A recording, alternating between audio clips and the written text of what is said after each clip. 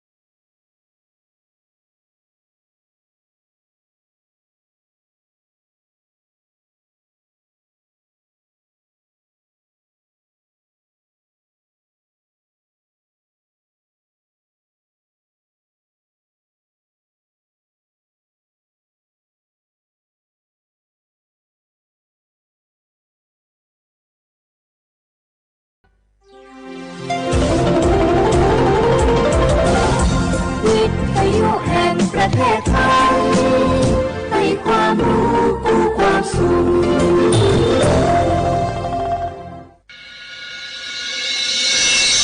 สถานีวิทยุกระจายเสียงแห่งประเทศไทยจังหวัดเชียงใหม่ AM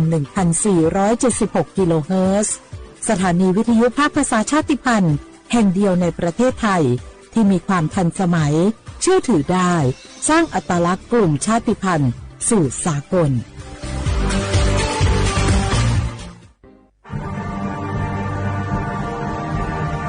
ชาติศาสนาและพระมหากษัตริย์สถาบันหลักของชาติที่อยู่กับสังคมไทยมาช้านานสถาบันพระมหากษัตริย์เป็นเสาหลักในการสร้างชาติให้เป็นปึกแผ่นเป็นศูนย์รวมจิตใจของปวงชนชาวไทยเป็นบ่อกเกิดของความรักความสามัคคีของคนในชาติเพื่อเป็นรากฐานให้ประเทศชาติมีความมั่นคงสืบมาจนถึงปัจจุบันรวมสร้างความภาคภูมิใจในความเสียสละของบรรพบุรุษไทยในการปกป้องพื้นแผ่นดินไทยโดยสำนักประชาสัมพันธ์เขต 3 กรมประชาสัมพันธ์บางคนเมื่ออยู่หลังพวงมาลัยก็กลายเป็นสิ่งนักซิ่งทันทีขับรถต้องเหยียบให้มิดต้องเร็วกว่าใครแต่ยิ่งขับเร็วอุบัติเหตุก็เกิดขึ้นได้เร็วเพียงเสี้ยววินาทีการขับรถเร็วเกินกว่ากฎหมายกำหนดก่อให้เกิดอุบัติเหตุทางท้องถนนมีผู้บาดเจ็บและเสียชีวิตเป็นอันดับต้นๆในแต่ละปีเพื่อความปลอดภัยของตัวคุณเองและผู้ที่ใช้รถใช้ถนนร่วมกับคุณขับช้าๆแต่ถึงที่หมายชัวร์กันเถอะครับรู้รับปรับตัวฟื้นเร็วทั่วอย่างยั่งยืนปรารถนาดีจากสำนักประชาสัมพันธ์เขต 3 กรมประชาสัมพันธ์นี่คุณลูกสาวฉันเพิ่งเรียนจบอยากทำงานที่นี่คุณช่วยหน่อยสิต้องมาสอบตามระเบียบก่อนนะครับหากลูกสาวคุณสอบผ่านได้งานแน่ๆเลยอย่าว่างั้นนี้เลยนะฉันมีสินน้ำใจมาให้ด้วยคุณรับไว้สิหยุดพฤติกรรมทุจริตส่งผลเสียต่อตนเองสังคมและประเทศชาติ คนไทยไม่ทนต่อการทุจริตด้วยความปรารถนาดีจากสำนักประชาสัมพันธ์เขต 3 กรมประชาสัมพันธ์เนี่ยปี้ป้าจันข้างบ้านนะดีๆเข้าโรงยาท้อง1669ไปตูนละโอ้เปิ้นเป็นอันอย่างนักก็เห็นหลานเปิ้นบอกว่าป้าแกเป็นความดันโลหิตน้ำตาลตกวันนั้นยังหันไปลดยาอยู่เลยก่อนนะว่าป้าจันเป็นอันอย่างบัดเซิดไปหาหมอนั้นนะปี้ยังน้องนะบักเคยไปตรวจเช็คสุขภาพเลยเริ่มกลัวแล้วว่าจะเป็นโรคอันยังก็ใจเย็นๆปี้ว่าต่างที่ดีเขาต้องไปตรวจสุขภาพเปิ้นมีโปรแกรมนัดตรวจผู้ปีไปตรวจจะได้รู้ว่าเฮามีความเสี่ยงเป็นโรคอันยังพ้องรู้ก่อนจะได้เตรียมตัวก่อนรักษาก่อนบ่ต้องมานั่งกังวลอันเดียวเฮานัดกันไปตรวจสุขภาพที่โรงยาครบปีพอดีเจ้าปี้ป้าคนผู้เขานัดกันไปเลยเนาะจะไปดูเนาะตรวจสุขภาพประจำปีสิ่งดีที่ควรทำรู้ก่อนเตรียมตัวก่อนเพื่อเข้าสู่ช่วงสูงวัยอย่างมีคุณภาพด้วยความปรารถนาดีจากสำนักประชาสัมพันธ์เขต 3 กรมประชาสัมพันธ์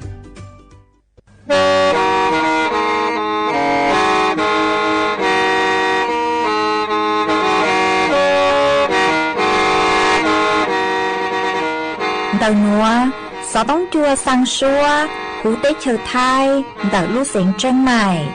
Lũ chay hà lùng mong, inu tế hà o trà, giáng sơn chú tế hà thầu sư hở, chứ tính, chú trao tính,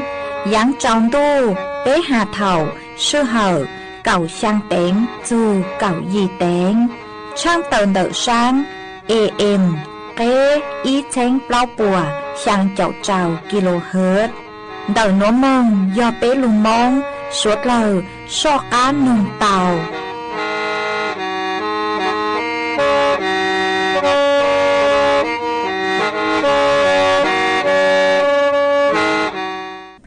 Nhớ rằng ý chồng nạ cho cứ đi nâng chàng, suốt lời chùa núวันอาทิตย์นูตีเป้ลูเก่าอีลินดูชงอ้อเช้งจื้อปัวเจ้าเจ้าช่างนูนวลย่างจัวลี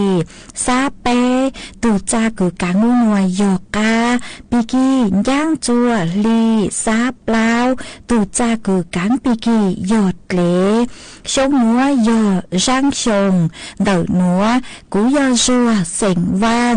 จงชาตะกันจองดูสูต้องจัวฮาลุมองดาลูเสงจนไหนตัวจื้ออีจงน่ะจะกูดีนิ่งจางสวดเล่ามาอ้วนได้นัวช่างเต่าจัวสวดเล่าเต่าเป้าหาตาเดานัวจัวเกาลูชัวจีเกียจัวสวดเล่าเต่าหนอซื้อเออ้วนได้นัวถอไปจอน่ะจะกูดีนิ่งจางสวดเล่ากูเมงกังลูใช้ฮาลุงนึงย้อจวนเดาเพจเฟซบุ๊กถอเม่สวดเล่าปังจวดนากดไลค์กดแชร์ยี่เลยอีแชร์ปูจัวเพจสวทเชียงใหม่ AM อีเช้งเปล่าปัวช่างเจ้าkHz มาอวดช่างดาวจัวเล็งจัวตูกือหลู่ปังจวดช่างกังดูสุต้องจัวฮาลุมองดาลูเซงเชียงใหม่วางให้เจ้าชาฮตาสวดเล่ายนดูเนาะอัวพงยูอัวเกเถ่าปีมึงจูจัวเถ่าซาวเอจวนซื้อนัวตะกังดูกงเกโลเจจวนเดินดูสุต้องจัวฮาลุมองดาลูเซงเชียงใหม่จูมองตาว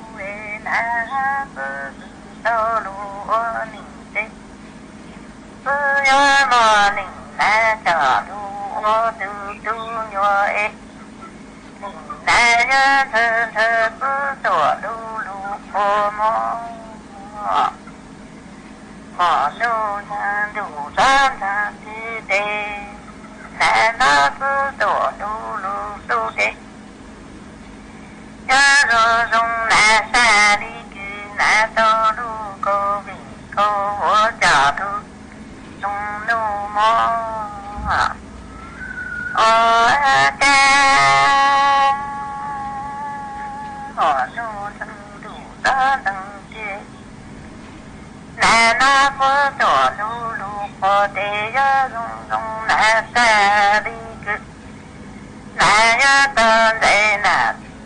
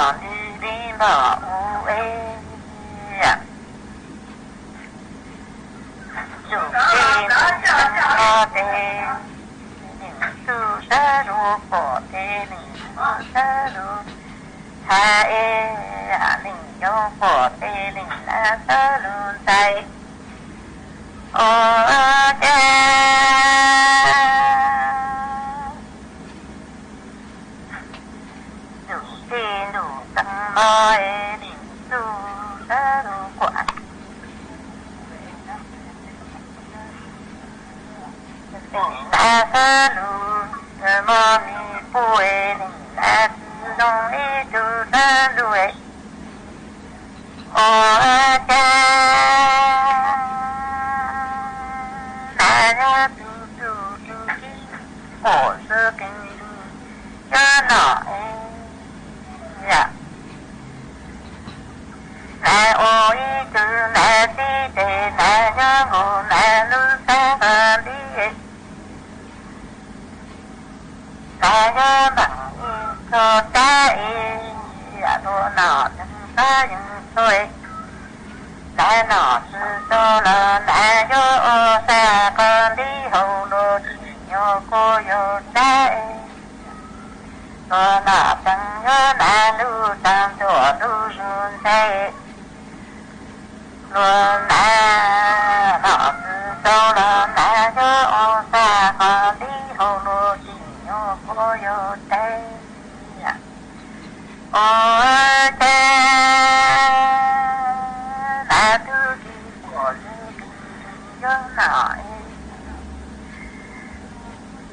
Mì Gõ để không bỏ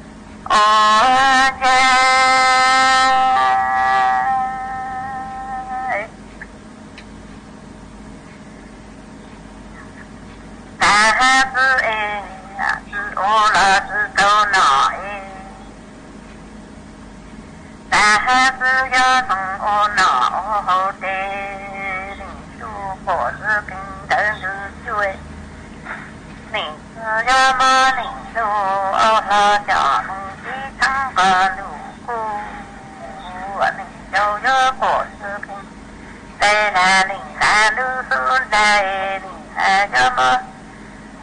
sa cha mong chi du na su sa cha là sư đâu nọ thì đã sư yo mong nọ hồ đình sư yo bỏ ra kinh đã du lại đình sư đi mở ra cho mong chi cha đình cho yo bỏ ra kinh đây là đình là luôn cơ trời đình là yo mở ra cho đi luôn là đủ nó ta hát với cho lòng bằng ý của là trời tu tình xưa ya thế ta ya ta tự ấy của mi tu đi tu tuột của cô su tình là tình xưa ya là bằng ý tu là trời của ấy ta yo thế ta yo ta tự nhiên thầy đi du chỗ cô lộ cha đã vui ta thầy người mi tu lu tư số tu nọ thế ta vui cho tư thương thì hắn ta đi tỏ phương đi tỷ lý thơ lũ sư tỏ mong ta cho thầy dự minh thầy su ê tuột tóm thầy năng ê ta cho khư khương đi tỏ bằng thì hăng ê nạn đi tỷ lý thơ lũ duyên tháng mong cha ta ơi cho tu mi thầy tu trà tăng trà ru ấy mi tu su ta tu ấy mi thầy tu su ta chi ya mi tu đề ya mi tu ya tu ba yu lu tu ngàn thăng ấy mi thầy tu ba yu ấy mi thầy ôn cổ ba yin trà tăng đồ nhân min thầy yo nung đi nà là đâu chung ấy min thầy sa tăng là chuột du thô tê min thầy lý tự chuột tăng mi cha ha cười cho tu kia tu ta tu là ta kia mi tu tê tu ba yu lu cho càng kia min thầy tê tu ba yu lu e ong go ba yin cha do ti min thầy yo nung đi nà la đâu chung e min thầy tăng tăng cho nung chu thôi min thầy đi tự chuột chi cha thầy thì ta thăng đỏ ra li du trong này li chuột thầy là sư lưu nhi công ni ส่วนจื้อหนัวอยู่ไม่อี้ช่างลูกเป้าจะหลุดถังจัวเป้สวดเลยเตาเป้าหาจูนเดาวิธีคลายเครียดจัวเป้สวดเล่าหมายอีจงน่ะจื้อก็ได้นิ่งจางสวดเล่าเป้อวดต้นน้อหนูเก๋ชัวเล็งชัวตูปัวเล็งนัวเก๋คือหาตาเนื้อชาเก๋สังดาวและชื่อลูไทยหาตาความเครียดมาเป้ฮอลูใช้เจาะอาการจวนจื้อตอนเดนัวหาตาเป้ตุเข่งปุยอีตุคือหาตาตั้งต่อมั่วความเครียดและชื่อเก๋สังดาวเก๋เนื้อชามาจอหนูจื้อปัวหาตายอเท่าตือคือเป็นมั่วอาการคือยอมอตาหาวเกากลางเกาจูปื้อจื้อเจ้าคลัวเตเช้าเตหมอยูอปังจื้อช่างเต้ามั่วเตเถ่าคืออยู่บ้าต เต่าหาสังกลางจูโลสังจูชูมัวเกกูคลัวเบาเต่ายี่ย่องหยี่เตจาอยู่กุมัวเป็นสื่อเจริญรูจอต้นหนึ่งกูเนื้อจะหูอยู่เจนังซื้อจังซื้อเชเต่าห้ามัวเตรู้สื่อเหอก็เจริญชงชาวเหล่าสื่อสารรู้เล่งตือทางเปะหาลูเหล่าหาเล่งตือหาเล่าจูแล้วก็สื่อสารเตเหล่าหมายโยฮาตาก็ตุเข่งมั่วเจาะอาการคือกูเตาหาตังนัวเจใช้เตาหาตาก็อยู่อีตุคือปี้มั่วเกณนัวชาเกณชูชาหรือสื่อรู้ไทยหาตาความเครียดเหรอมาเปอยู่จูเตาลูตีไทยเปตุเข่งมาจูเขาเกคือเปอยู่ลูตีไทยเปตุเข่งชอเจียเปตุเข่งมั่วเกณนัวชาสังเดาเข้าใจเหรอมาอยู่เตาอวดเจาเรียนว่าฮะอย่างท่านได้รอยอเปเลเกสังเปอยู่สังลิจังชาเลจัวเปโมเกสังดาวนัวชามาชัวเล่งชัวตูกูว่าตัวหนึ่งเนาะจะหูลุงลาเตนัวจะหาตัวมัวตัวปลัวปัวเล่งจูเต็งเหม่งอ๋อชัวเล่งชัวตูปัวเล่งมัวเต็งเหม่งเนาะจวนเด็กหาตาก็ขอเต็งเหม่งดาวยัวลู่ยัวมีตัวชื่อมาชัวเล่งชัวตูปัวเล่งจูเต็งเหม่งอีอย่างเก่ามาวิเลนัวนูเจเปอยู่จูเตาลูสางจัวพังคือช่องเดเปตุเข่งหาตายูตุเข่งมัวนุ่งเกฮะยูตุเข่งมัวเป็นสื่อหาตาเจ้าอวดลังก็จื้ออวยอย่างตือเต้าคือลัวอวดจื้อเต้ามาอยู่จู่สางหนึ่งจัวพังจะส่งเนาะจนเด็กก็ถูกเข่งอ๋อเท่าคือก็สังจัวขอส่งซื้อเจกูหยัวกูแต่อย่างคือจะส่งกันหรือจัวก็รู้แน่อยู่อวดจัวก็เลยเกสังหนึ่งจัวขอส่งเจก็อยู่จุ่มมัวเกยัวซาสังดาวอย่างจนจื้อหนูเจยอเป้ยจูลูเล่งใจขอเจ้งกว่าเตาหนอเท่าตื้อคือเป็นชื่อเต็งเหม่งสื่อเช่งเหล่าหนอมาเป้ยจูเล่งใจกว่าเตาหาตาตั้งชื่อนัวกูตั้งต่อชื่ออย่างเต็งเหม่งนัวเอกูยวนช้าจูเขาเกลีแจ้งหลุดเกล่าขอเต็งเหม่งดาวอย่างจวนจื้อนุเจยอเป้ยจูเตาช้าจูเขาเกกูเราชื่อว่าเตอย่างลักก็ชื่อกูว่าจัวเป้ชีฟังจื้อช้อมมัวเกยนัวชาสังดาวมากูสุเลกูยัวเตาออกกำลังกายเราชื่อยัวเตาเติมอวยเกชงก้าวมึงช้อปปิ้งมึงซื้อเตะพงยูทางเปอวยเกมึงน้องหมออวยเก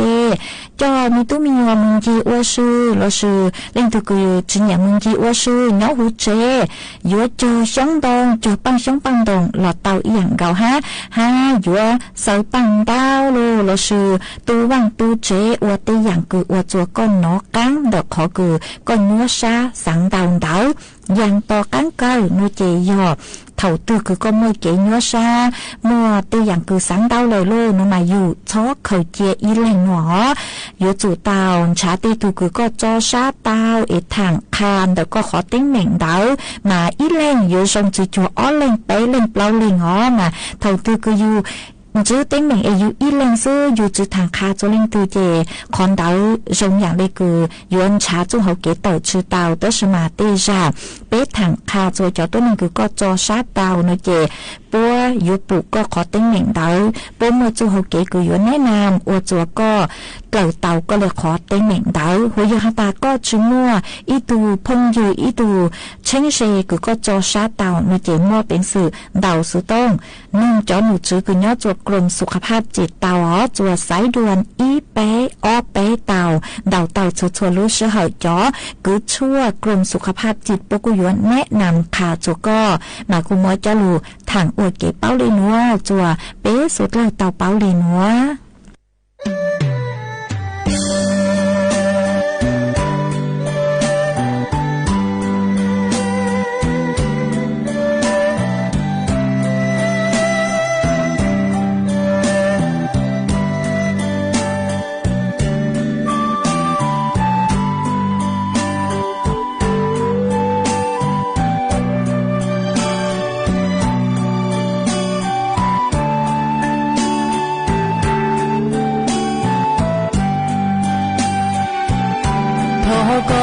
ra gì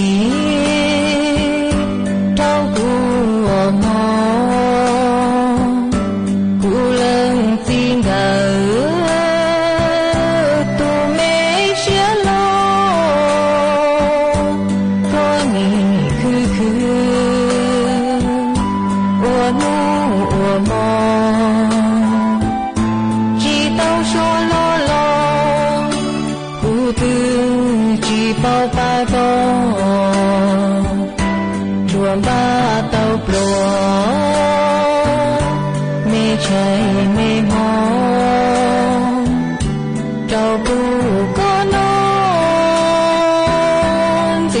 trong có na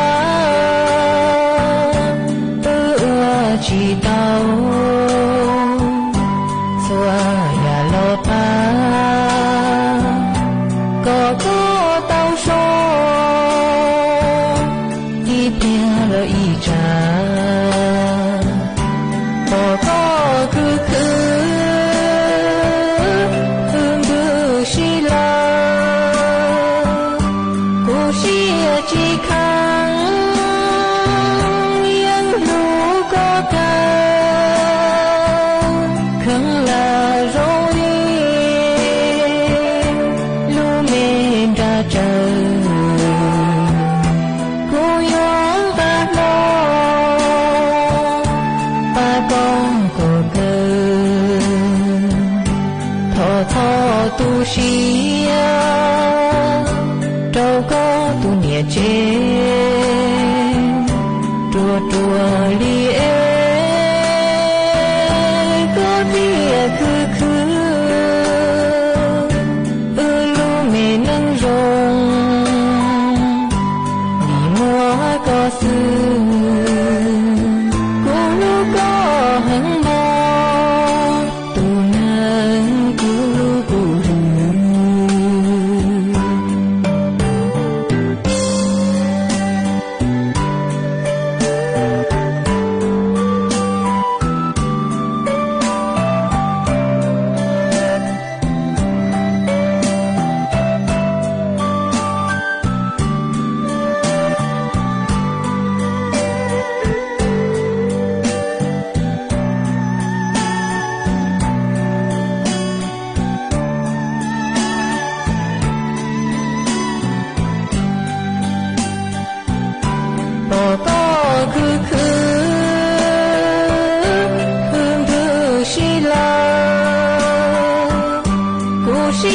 chỉ khăn yên lu có cao khăn là rồi lu men ra trời cô nhón ta lo ba con cô cơ thọ tu xí đâu có tu nhẹ chế trùa li có tia khứ lu mê nâng rong ni mua có sư cô lu có hứng mò tu nâng cu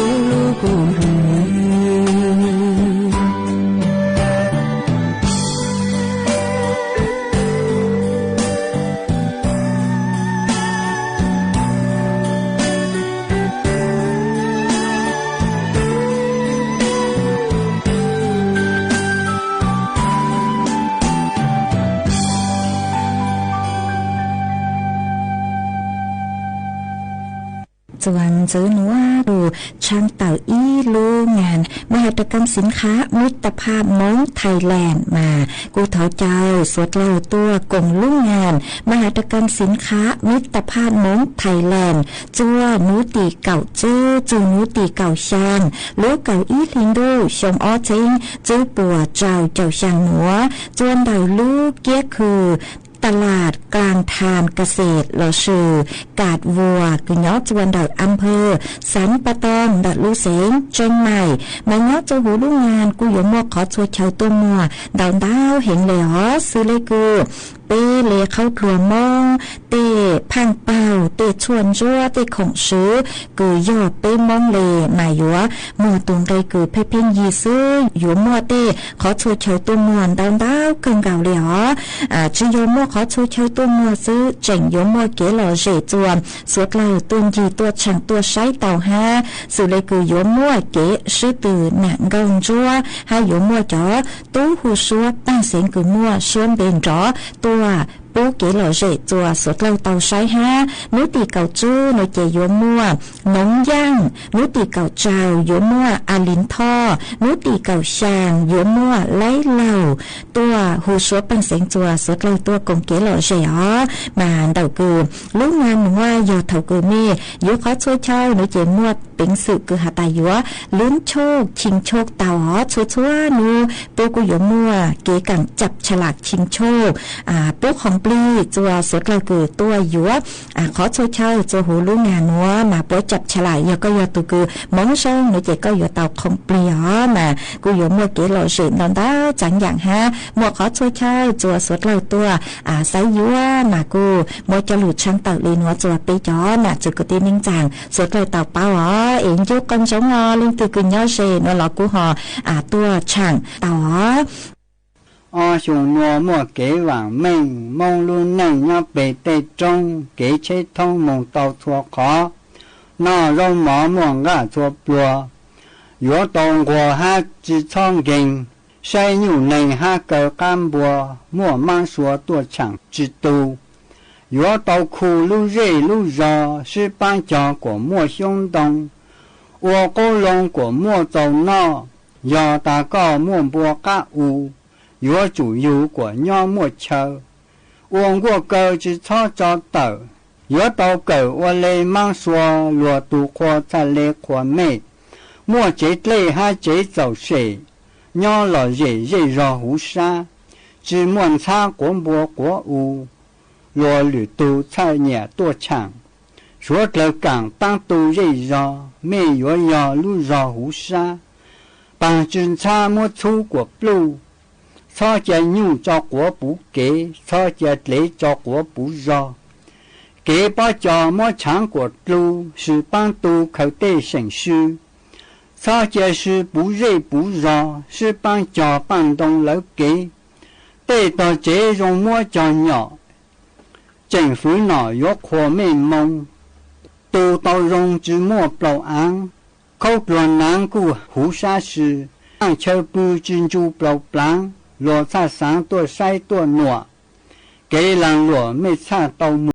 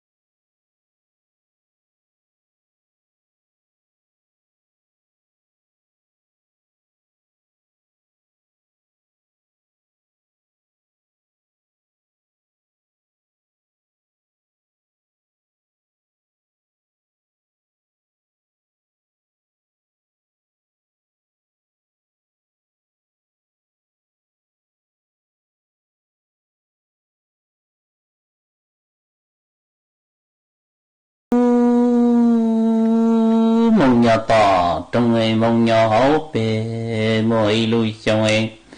mỗi tu lo mong lỡ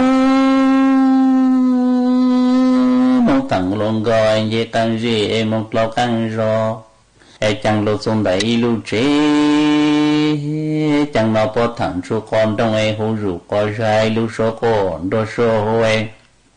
xa lê lưu sau sẽ bỏ lăng có chia do lệnh từ mùa mò là do muôn kinh nhảy lưu xuống đời tỏ chế để lâu mong thâu chê ô bằng ô chê có to mong ai mong nhau có mong mò cao mà chỉ tòi mò càng kháng ấy và một tỷ lôi nhau một cậu và chẳng mấy tuần sai mong ai rong rong gạo lỗ cho lên mòn thấy bình thá ấy nên lúc sau này chẳng mò bị tụi bùn xong ấy mấy tụi trẻ gặp một tụi trẻ mò tụi nhà đồn rong ấy bọn mong mua sợ lên từ tụi nào áo tụi bọn mong gan lười cho một tụi trẻ cho mong long tuần sai mong họ lâu nỉ tao trẻ một lần mua tụi lâu lười tao cho mong tụi chúa bù lỡ chúng tôi rồi lựa chọn chỉ ở tuần đầu rong phụ chết ở tuần cho tiệp lao lắm ở tuần cho tiệp là lỡ chỉ này sai lỡ nhỏ họ sai ở trong tủ chế món nào tu lo cho bố tu lo tuần sai mong tê tuần sai mong rong cầu sáng nghỉ dốt tuổi tê lao ai cô hù lắm linh là lo lâu lười linh là nỉ tu tốt có tới tuần sai tê tu dòng tu chi tao là ao là ao lũ ao chẳng can ba gõ mong cho chế nếu tu tai rằng ta rồi là tu chi tao thọ nếu tu lo sở chuyện chế ông sai yếu tu cho có chế nỉ rong lê cười trả đó có rồi buồn trong ai mò là ao phồng em mò ao xí chung tôi thọ buồn trong tu lo tao chế tuần sai gõ mong rong rồi sa tung thọ lắm chế mà nào tra phô tuổi một tuần sai mong thân tha để cầu chế chế ta cho mấy cho mong em mong nhớ tỏ kia hàng tỏ cũ e cũ một khu tàu chỉnh bộ tuần sai cũ lê lùi chẳng dễ nhớ về trong chế dễ la lăng tỏ tê tôi mong nó chỉ hà lùi chiều lông đâu có âu tả con la lô tôi bê chế là lắm nhiều ta có la lùi cho mong chụp bên yêu chế khi là có trong này cho mong cho bố tỏ này lưu chơi tuổi cần có trồng sang tre tại bên đông rong ngày tỷ lâu thôi chế để cho chỉ tôi nhà cao văn chi tôi cần có trăm một giá cây tôm là chỉ tôi lỗ cầu tao tay ta có là ta căng tôi lỗ tôi sẽ bây tôi là phun trong tôi lăng cô chia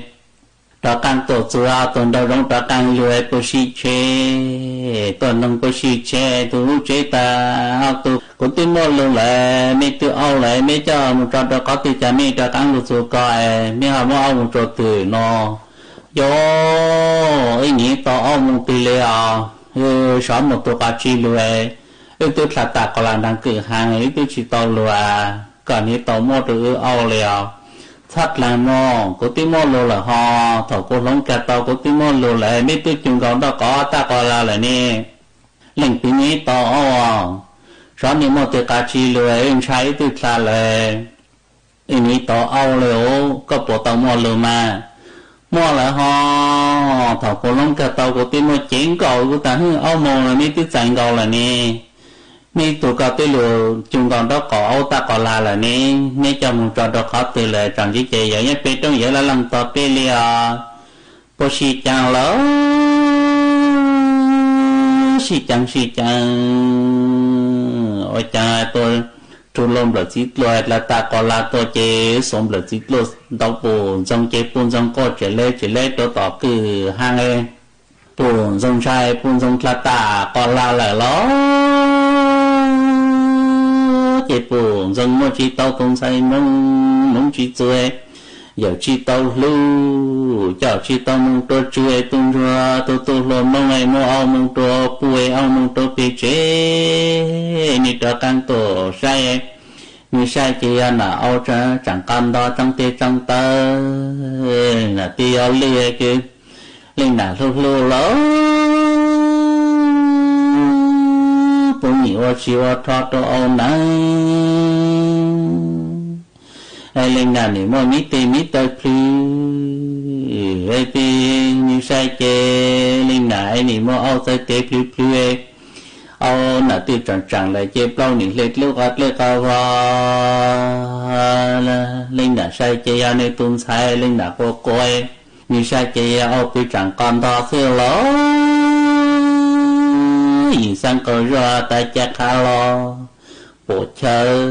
tôi chỉ tôi là có tuôn sai tiêu tôi lại chế ấy sa sai nhau lo nhủ cả nhang sai linh nà từ ao tiền lỗ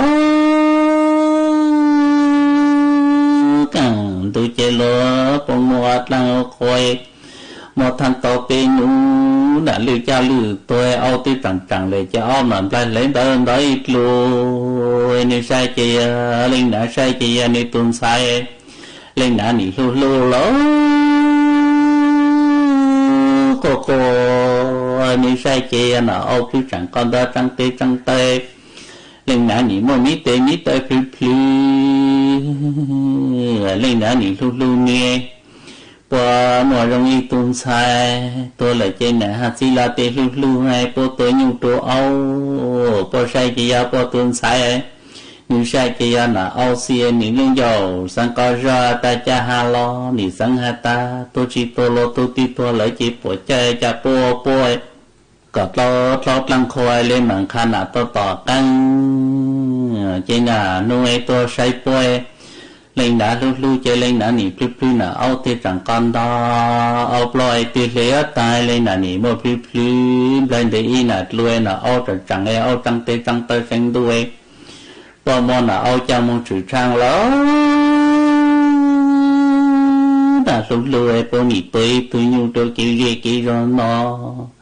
lu nỉ thâu chơi mong tôi cha mong chữ trang cảm ơn chi tôi mong khí nhu tốt ôi bông năng gai nhổ tay nàng con nông tỉnh lang con đông tìm bông đuôi cho nó ông mong phao lấu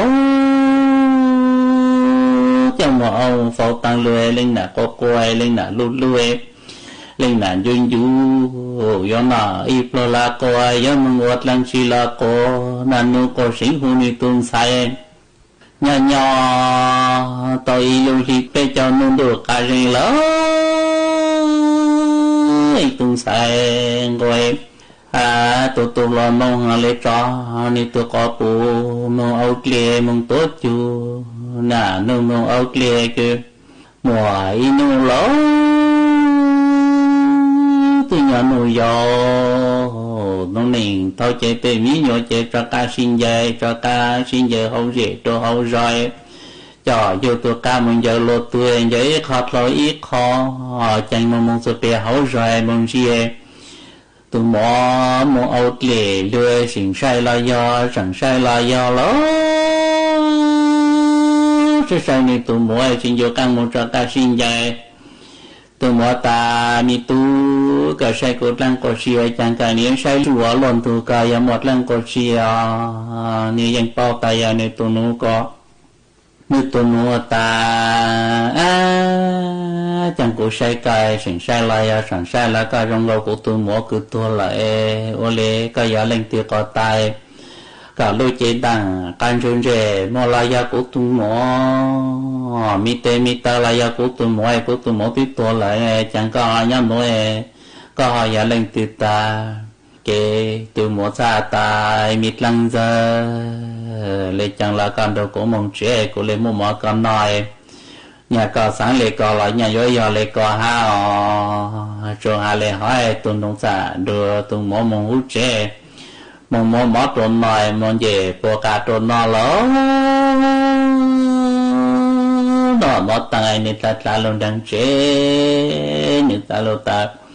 cũng cũng một trò cá sinh giờ càng rể trâu hấu rồi cũng một sự béo rồi cũng một bụi tuần sai bê nhau đồ chế béo rồi giống gầu bê tuần mùa lệ nên chỉ tàu tua ta nên nhát béo rồi lì na ta mi tu cô tu sa làm bao số đông nè cô tu mò tí tao tăng chủ sai tí mò cho mò phao ta lệ chỉ san yun yu về sa mò rèn lông đau lông mò yêu tuổi cô tu chơi cả bao số đông nung xưa hay cả tu mò chơi tí tôi lại có tay mong ta nà xa trời chia tu chỉ cho căng lưu lệ của tu sa duyên du ai tu ta cũng nà có chuyện trên của ở chạy nhưng giờ bây tu mua ta lên họ cũng mong số ni sa rồi ai mong ngà cũng mong hàm bảo cũng mong họ nên ta cũng sáng lên chẳng là dân giờ lên đợi này có chuyện trên của chỉ có đồ của mong sai lắm linh đã sa cho tu tê tu linh đã tê ở ta tu nói một số tiêu rồi linh đã một bụt lấy bây giờ linh đã tuân sai rằng sai là doสิ่งsai là do sai tăng tiêu tuổi là do tăng thôi cái linh đã sa lê cô một bông lại cầu vào ta miễn sai chẳng cố tuân sai ni tu tuổi là ni mua cái ni rong gọi lấy cố tuân sai và lấy cả bộ do ta lọt là chẳng cố tu chuyện chẳng cố tu ta nên lúa đồ cố ta có chuyện nhỏ nói có chẳng là có tài có khát đồ cố y lú và chẳng cố anh dù cố tuần sai ở lộn từ ấy phụ coi trong lên nè hà lô là do đôi chén bằng còn dù là do lấy chẳng tài có khát đồ cố bộ to tuần sai ta nà do có sang bao có tai lú chế nó mỏ mò tai võ lệ khát đồ coi có xa lì bao lục xuê tuần sai tôi bỏ trong gà trò nà tôi nọt lô lỡ tôi nọt mò tai tôi võ lệ khát ta nà của khát đồ coi nhưng do có tuần sai có tai lưu chạy lưu nhau họ của tôi một thằng lông gò căng rể tôi hấu rồi của lục xuống để mình lưu chế ở chàng nó mẹ cô là cô ấy hồ là hôn chú còn đồng hú chế của sản nhang lục sau ấy ở chàng của lục xuống của lục sau na mà bị tụi bùn xong mà tụi nhau đồng rống sau họ mấy tụi tung rằng hú chế tôi mua sáng nhà lên từ nào ô tô tỏ kế tôi chẳng ai tôi giống tiền để cái rồi tôi cho lùi lông mấy tuần sai của sai còn giống ai ăn đâu giống chơi của mốt phòng giáo tôi chỉ ta còn làm đang cửa hàng lệ của nhà tôi cả giữ sai tôi hỗ trợ nó nào lục từ nên tôi làm mấy tuần sai chơi giống lệ sai ở tuổi mấy nị lùi nên đi si tu em nên đi trong chè người lên đi tu si em mê chè nên sao cho ta cái chè mình rong lên chè mấy tuần sai chỉnh chai si tao tua nhai plà chè nên tu lông tao mà não cho phốt tuần để chai chè mấy rất là một tổ não ai nên mà thân thà trong đồng giống này cũng dành rồi cũng người ta cho tao lại mấy ông mà có mong cho toàn cứ hàng ấy plà cũng mà nó khu trình cũng lùiไปlên mong này cú chỉ hà lùi cú dành gò chỉ cũng mà ao thà ta còn là lo tôi bị chế nhổ lại cú cho lo cú dành làm lo gì lo cú thà ta còn là ta căng tuổi bố si chế đông giống si chẳng ai cú trung lo gì lo đâu bố chế bố cô tô có lo đâu tao cứ hàng lệ cú lu sai lo có anh nào cái này lu cái này mà nhà ao mi tê lùi ao có plau mi phong cái cầu có sai cái ya có tuần sai cú sai cái ya nào ao xie cú nhị sang khai cái anh nào lon sai chẳng chê họ một lần có chia cú ta bỏ chơi tôi chỉ tôi làm mấy tuần sai tiếp tôi lại chơi cho bỏ chơi mẹ ôm mẹ tăng khó còn xe tăng khó có đồ to một lần chỉ là hạt đồ con này ya có tuần sai ta lên đã rong xa lắm linh ở tại mi tu, giờ chủ mong rong ấy có thể lấy bằng tàu của tuần sai sang một chủ mong rong nhỏ giờ có lấy bùi có bằng tàu để tăng chủ lùi chỉ giờ có bùi nãy giờ chỉ sống nuôi nãy giờ chỉ sống ghê rồi cũng nãy món sai lùi tê lùi chơi huề cô tôi mi xí lùa rồi nãy bao lại chơi rong sai chứ chỉ sang đồng đó rồi tê rồi chơi rồi tiêu coi dữ rồi mấy sư tôi nãy chỉ mua sai mua bóng rồi tê lùi chơi hồ trên nãy chỉ tê rong sát chỉ chơi tăng này ở tổ tàu chỉ ăn cái sư lô ló chỉ rằng lùn sâu lên nữa cho chơi lên nữa rồi trong là trong gì cái tên trả mong nhau luôn là tên nó sốt là nông 我家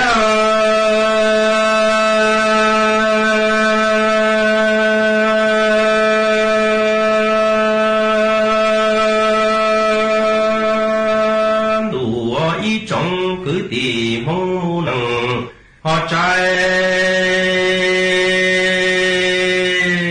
yo cha yu ni chi mùa cứ cho chi mùa thiên nọ lú mi mù hoàn đầu ya ba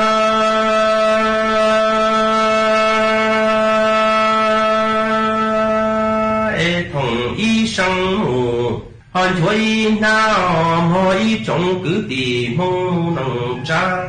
thâu yu nọ ca nhớ rong tư chi lùa tư en che ti tu tư cha mùa inu tư en che yo mùa trồng plau trồng thu si cứ lu chia mù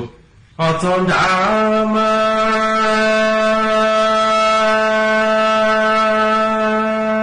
en ni chi mùa itu cứ itu ti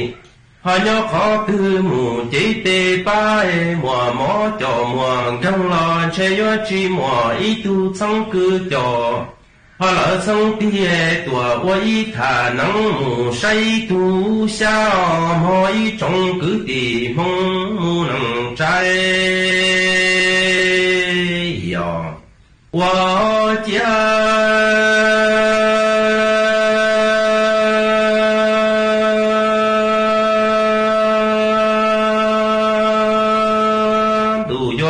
trong cứ tì mong nâng họ cha yu ni chi mùa cứ cho chi mùa thiên nọ lú mi mù đâu ya tê ni công nhà họ y pla mù dĩ chê ni tu xian thùn thôi thâu nọ ca nhó rong chê che tư chi lùa họ tư nhìn chân trái tí chủ tư trả mùa inu tư mùa trồng plau trồng họ thu si cứ đủ ra mù cho đã ma trên che yo chi mùa y tu xong cứ cho lỡ xong thi tòa họ mù ban đề che mùa inu tu tư mùa mò cho mùa găng lo nhị chi mùa y tu cứ y tu tì họ nhớ khó tư yo tua ba cái tua thọ ba tê là mai trong cứ tì mong cha ni tu xia wa lùa theo cho họ kê chi mùa cứ cho chi mùa theo ý trong cứ tì mong nâng cha ni li là mu nhớ đầu tê họ xóa đại là tê ma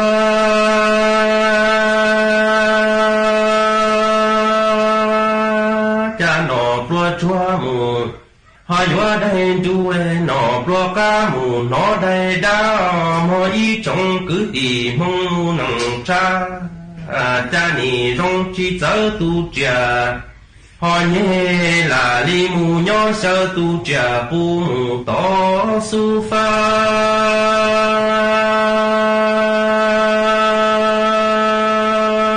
đủ ý trong cứ tì họ mong nằng yu chi mùa cứ cho chi mùa tia là li mù nhó đại lo tề mê cá và lo chi tàu nọ plua chua mù họ li đại đá nọ plua cá mù nó đại đua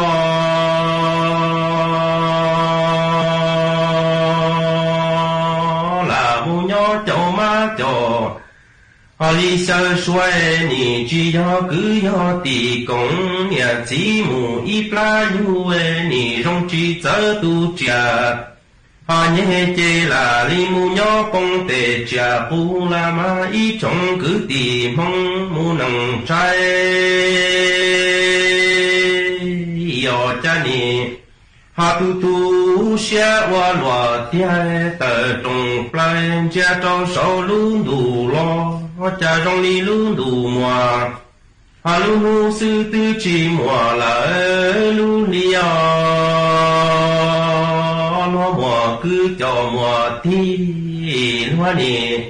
hà mù cứ y sông đủ hà trong mù li quan thi lo yo tua sai lo cứ cho là lo tì lo nè tua thả tí tu ta cho kế si lu cùng y nhà cho họ lỡ ý chi loa yếu đó là loa đi mua mê trong mà họ lỡ trong thuê lo cú trong ta tuổi mua giàu trí trong đi cú chi mua cứ cho chi mua họ đi chê nì rau đắng tê nụ noa mù ó cha sai lũ tiền chỉ ông qua mua mù họ sĩ tư sĩ là mà ý trong cứ tìm mong mù nâng trái dò qua cha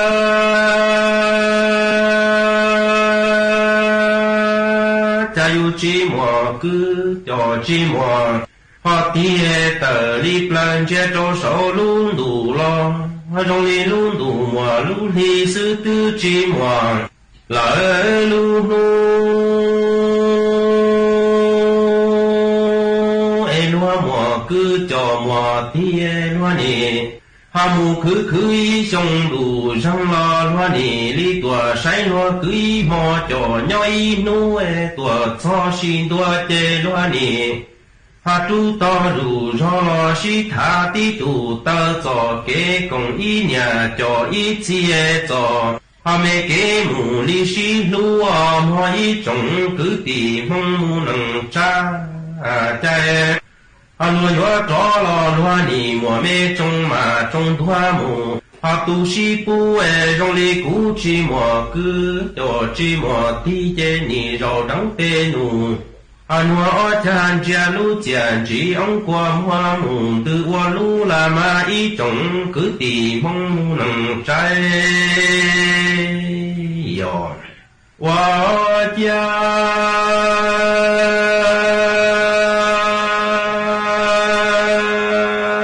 lúa ý trồng cứ tì mong nằng trái yu chi mùa cứ chi mùa họ thiê ni tu xia ta li ya xin đua tu tò bó tò lỡ phê tu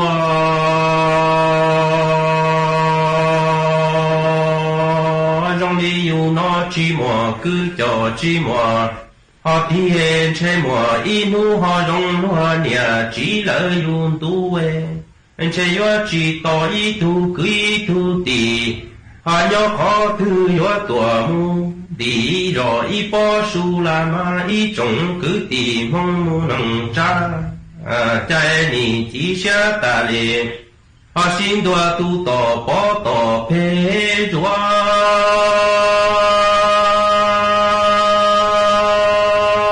trong đi yu en che mùa y nô tù tư lệ họ trong hoa nhà chỉ lỡ yu tu che yo chỉ tò y tu chẳng cứ cho họ lỡ chẳng bia yếu tuần đi rồi lỡ y bó mỏ của chê chủ lu mù cứ cầu đu chủ chi lu mù họ cứ cầu chạy lòng cứ chi mùa thì chê họ khẩn cầu cho lỡ mù hay họ y trồng cứ tìm không mù nâng trái dọ ý chồng nọ sự cứ tin nín chàng suốt lờ lũ sư hở cô tứ yếu tăng lờ chè cũng dạy mê suốt lờ mừng chùa lũ sư hở bảo lên nó sư ế bên mảng trọ cắn lù sướng rứt lùa chua nâng đù sú tông chua hà lù mong đã lũ xanh tranh mài tàu chua thầu tăng kỳ sơn rú lũ sư hở chữ tên chua trao tên thầu giáng tròn đu lũ sư hở cào sang tên chua cào dị tên mà nú núa của trong đầu chua mê chua chua từ cử cô bán chua chân càng đồ sự đóng chua hà lù mong đã lũ xanh tranh này ha ê thó của mê chua lên chua từ giữ kế no căng nhỏ rồng mua kế căng xa nhỏ rồng suốt la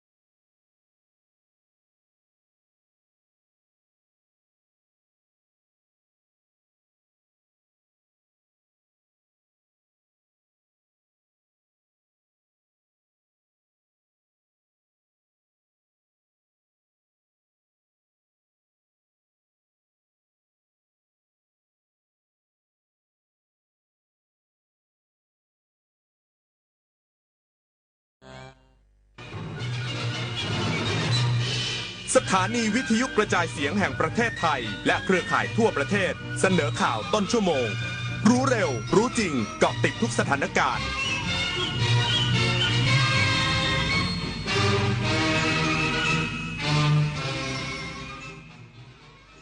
รับฟังข่าวต้นชั่วโมง 6 นาฬิกากับวโรกาสมังกรพิษค่ะรัฐบาลเตรียมจัดประชุมคณะรัฐมนตรีอย่างเป็นทางการนอกสถานที่ที่จังหวัดเชียงใหม่และเชียงรายระหว่างวันที่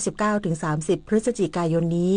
อีกสักครู่กลับมาติดตามรายละเอียดค่ะอะไรที่พอดีดีทั้งนั้นหวานพอดีเปรี้ยวพอดีเผ็ดพอดีเค็มก็ให้พอดีเค็มพอดีแล้วแค่ไหนอะร่างกายเราต้องการโซเดียมไม่ควรเกิน 2,000 มิลลิกรัมต่อวันหรือเทียบได้กับเกลือ1ช้อนชา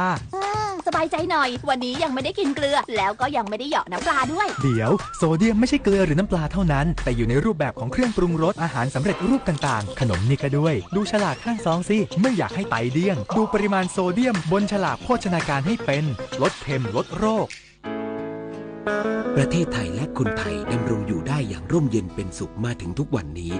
ชาติศาสนาพระมหากษัตริย์คือ3สถาบันหลักที่ยึดเหนี่ยวจิตใจคนไทยภาคภูมิใจในความเป็นไทยและร่วมกันทำสิ่งดีๆให้เกิดขึ้นในบ้านเมืองมีสติรู้เท่าทันสิ่งต่างๆด้วยการประพฤติปฏิบัติตนเป็นคนดีรู้รักสามัคคีและช่วยกันป้องกันระวังภัยให้บ้านเมืองมีแต่ความสงบสุขอย่างแท้จริงเพื่อรักษาความเป็นชาติไทยไว้ตลอดไป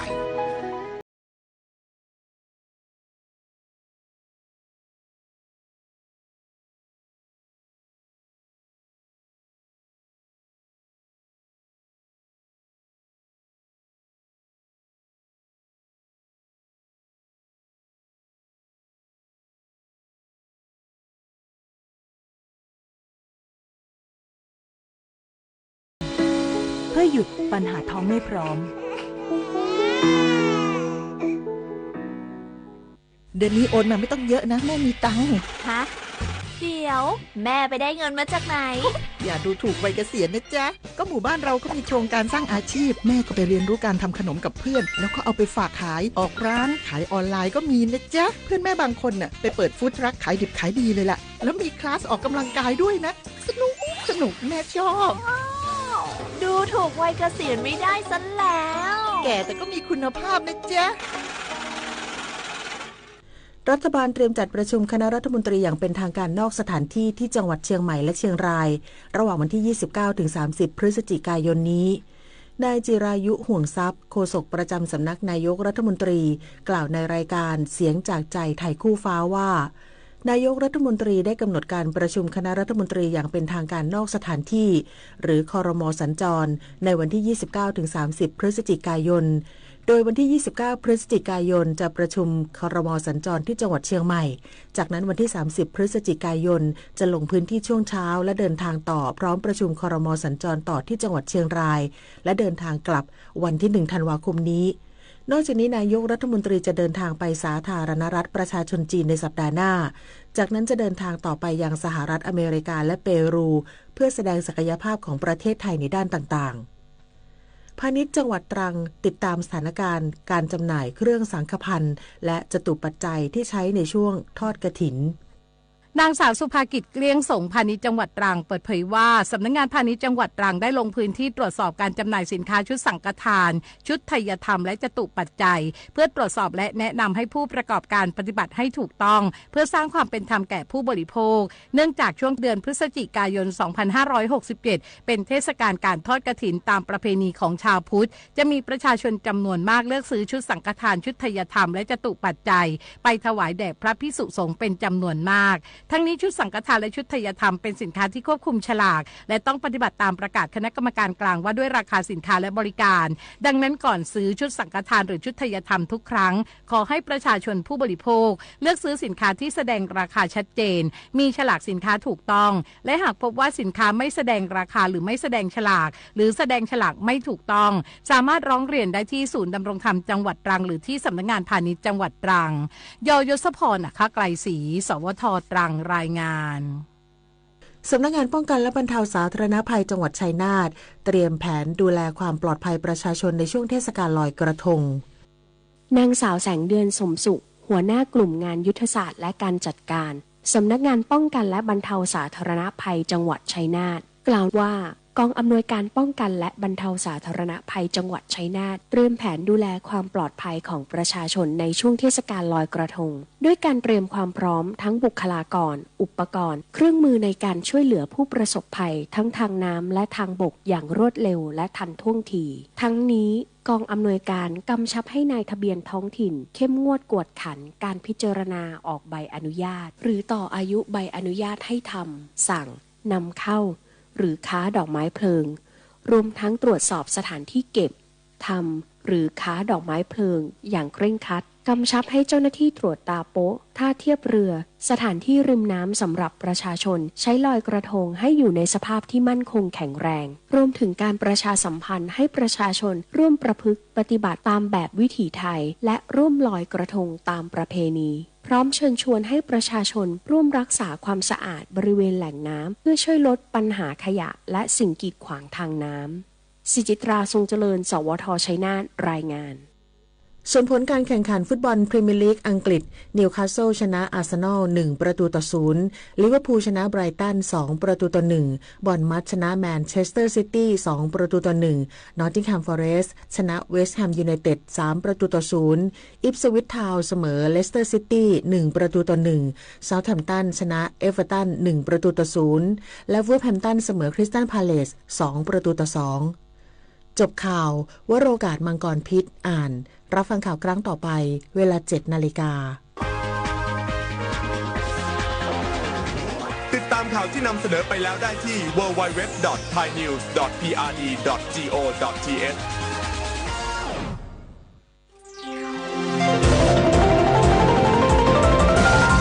วิทยุแห่งประเทศไทยให้ความรู้คู่ความสุข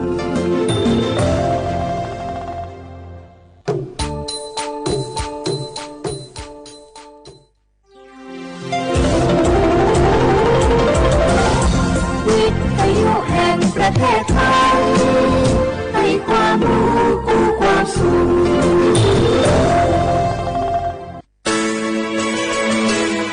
สถานีวิทยุกระจายเสียงแห่งประเทศไทยจังหวัดเชียงใหม่ AM 1476 กิโลเฮิรตซ์สถานีวิทยุภาคภาษาชาติพันธุ์แห่งเดียวในประเทศไทยที่มีความทันสมัยเชื่อถือได้สร้างอัตลักษณ์กลุ่มชาติพันธุ์สู่สากล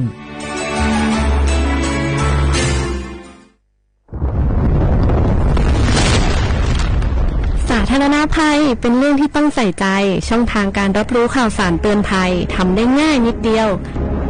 ซึ่งกรมป้องกันและบรรเทาสาธารณภัยแนะนำช่องทางไว้โดยโทรมาที่1784ได้ตลอด24ชั่วโมงรู้รับปรับตัวฟื้นเร็วทั่วอย่างยั่งยืนด้วยความปรารถนาดีจากสำนักประชาสัมพันธ์เขต 3 กรมประชาสัมพันธ์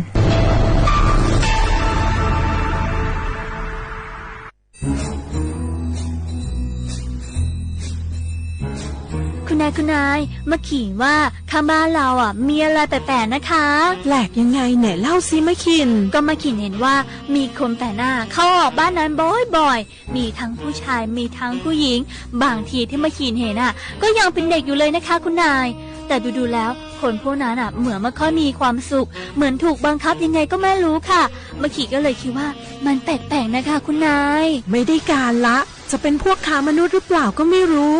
คงต้องแจ้งสายด่วน DSI 1202ให้มาตรวจสอบซะแล้วขอบใจนะมะขินที่ไม่ปล่อยผ่านเรื่องน่าสงสัยแบบนี้คุณผู้ฟังเองก็เช่นกันนะคะร่วมเป็นส่วนหนึ่งในการป้องกันการค้ามนุษย์แจ้งเบาะแสได้ที่ศูนย์ต่อต้านการค้ามนุษย์กรมสอบสวนคดีพิเศษสายด่วน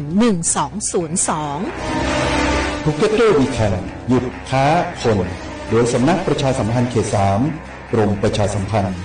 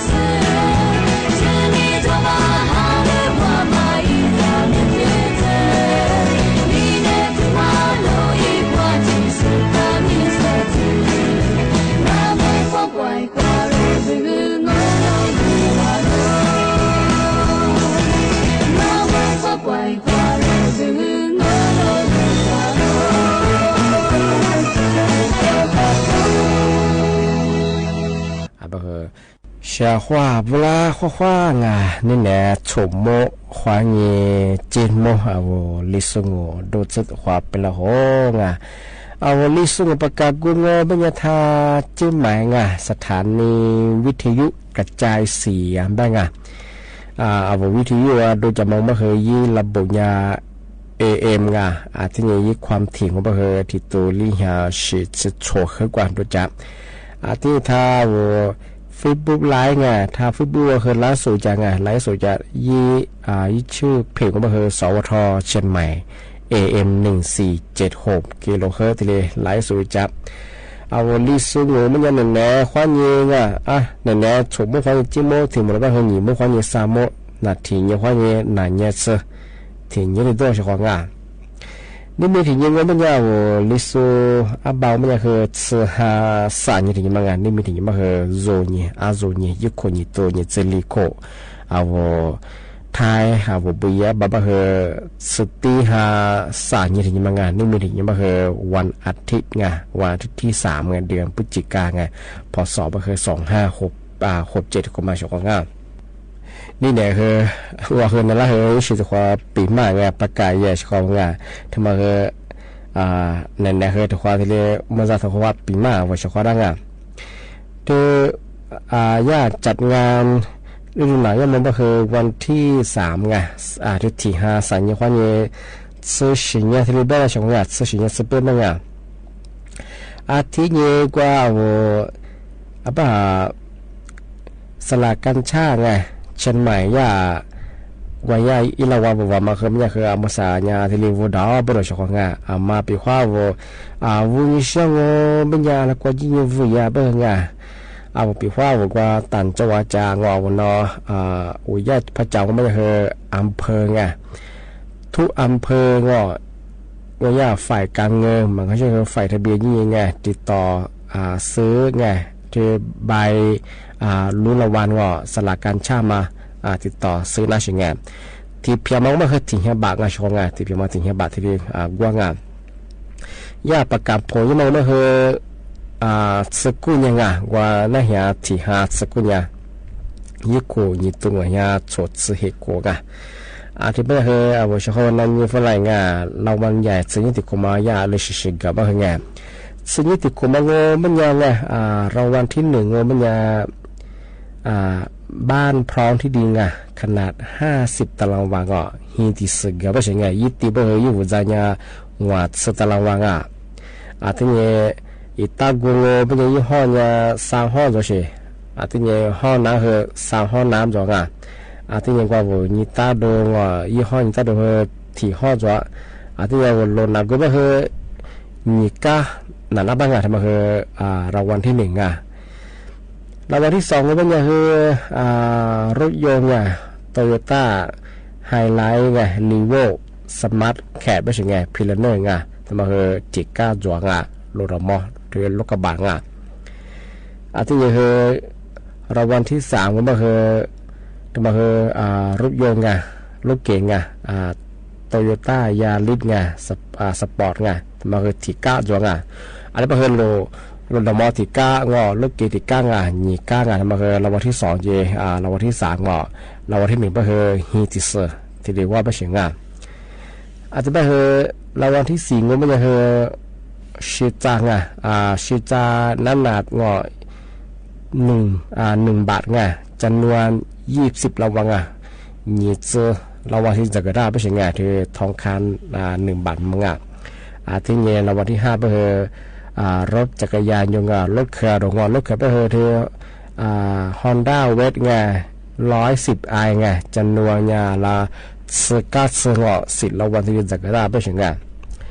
ที่นี่รางวัลที่7ก็ไม่เคยว่าสร้อยทองคำชิจาก็ไม่เคยอะไรบ้าชิจาไม่เคย20 สลึงจำนวนละลีจางมัดสง40 รางวัลสถิติจากกระต่ายบรองที่นี่รางวัลที่8ก็เป็นอย่างว่าเอาเครื่องฟอกอากาศยี่แอร์เธอยี่ห้อซัมซุงจำนวนละ20 เครื่องสถิติจากกระต่ายไม่ใช่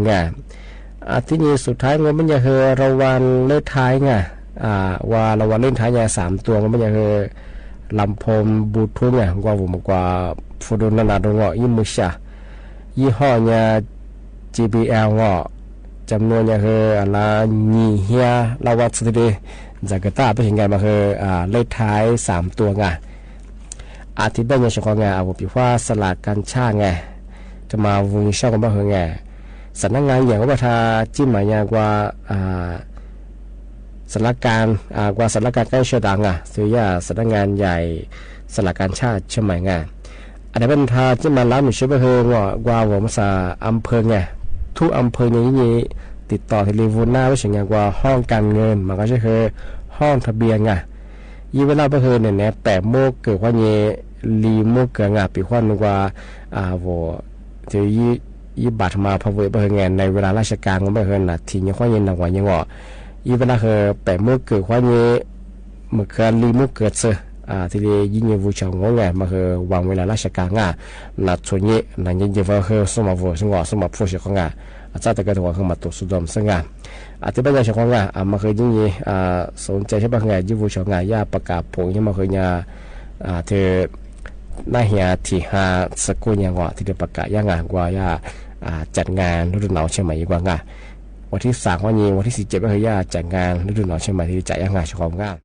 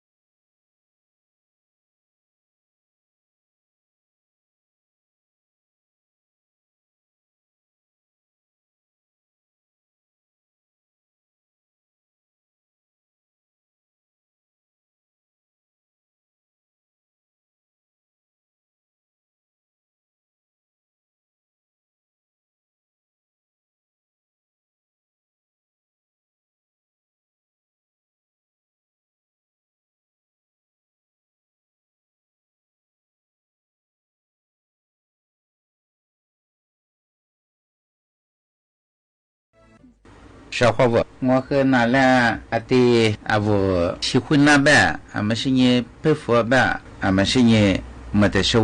阿我有动啊怕，俺这么这个的别人说吧么呀，俺们在家กระทรวงวิทยาศาสตร์เทคโนโลยีอะไรบ้างอ่ะ俺们10年俺们3年个，俺小伙子说10年没的是这个10年。我那初半么年，那初的么年的个小伙子，咋多嘛个？我喜欢那的嘛鱼抓嘛，我自抓啊，所以啊，俺喊了汉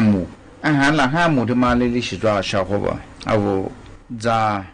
病的嘛做个，可不还得做，是开满做，维他命做，铬来做。那他的做个，而且他做完我觉得而且嘛，俺们家我喜欢那的嘛，哈里的是鬼子怕。嘛中边呀，我和那片我的那红哎，俺们上边呀说俺喊拉哈姆的边嘛呀，我老出定头我们呀我咋给我做你啷啊，俺喊拉哈姆的嘛呀，花咋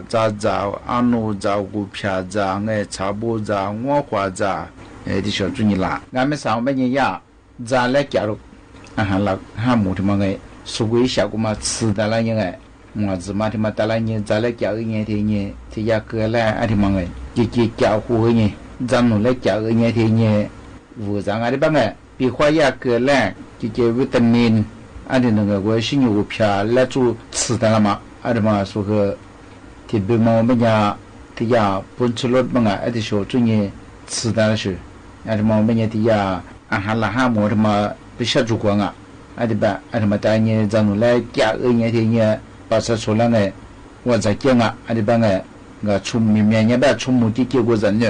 我说和特别家边嘛出门来教这边嘛很样个，你自装啊，一路我嘛个，我那个话，是一路差的我嘛什么样个，也是你呀路他妈差，阿弟嘛我们呀，比花么的小把项目嘞，说个10年嘛个，对我把项目呀，啊我打了比呀，俺家日流啊，他个白天了，早闹呢，阿里边。啊，手片啊，你把你这什么我给讲？啊，听哎，我也没写书，一包晓得嘛去学过没写，俺家是两个别的来热闹。啊，你帮哎，俺这么个一个你懂我下，我吃的苦哎，这的苦嘛过来别人少，啊，听是嘛我。把这说我咋办嘛哎，个的嘛别的我们的小朋友来别人啊，我这边下子说不说我们人哎，啊个活，明白吧么呀？啊我喜欢的喝老这个，一个我那在个别么呀问题啊，不别怪的我们呀我，维他命我们抓我很嘛适应哎，俺们早说下大嘛么呀咋个年龄个维他命我知道，忘啊，啊的办哎，个这么个地子哎，小伙子那比么个和没得小李多个年嘛生哎。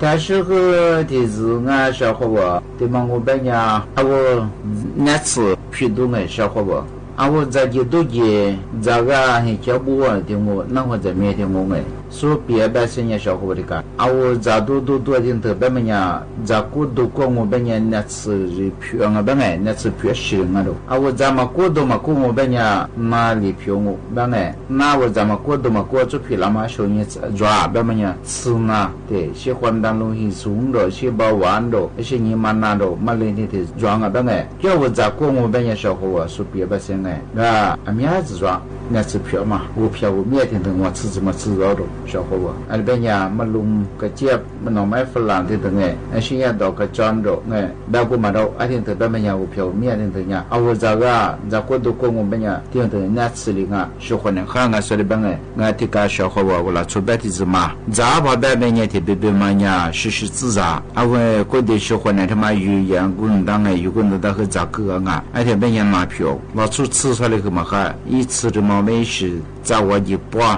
也是苦了一包的话，你拿票，拿的嘛个面子抓，小伙子说别么的我们，你嘛拿着，嘛来着，把娃着，混蛋着，别嘛，什么子拿的的，我找我做人啥小个别个，听别人拿的做game小么呀，小伙子我觉得我和人家看你，找我别人我和很喜欢。加拿哎，我喜欢呢，越打电话嘛个哎，俺这让我们家我和看啊，那么票，那么我别穷个小伙子。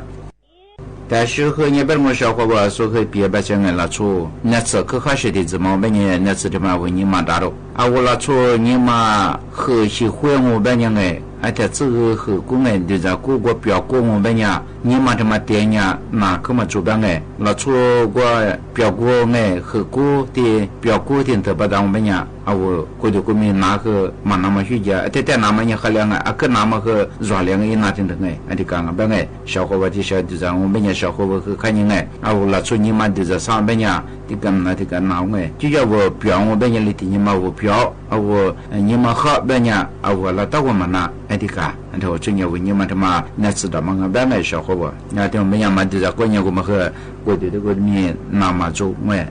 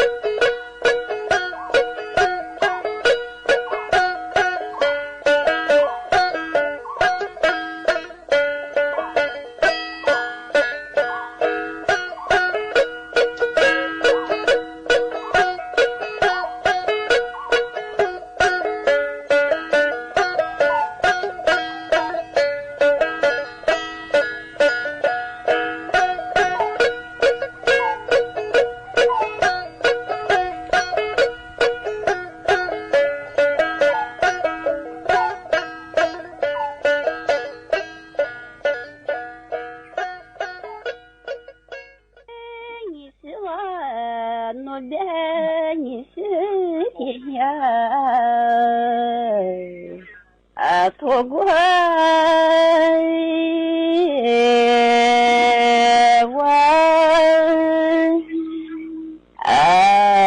法师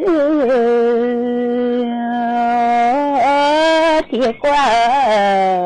铁瓜哇，我谢谢你生，你我和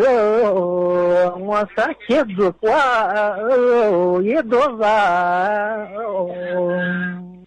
来花。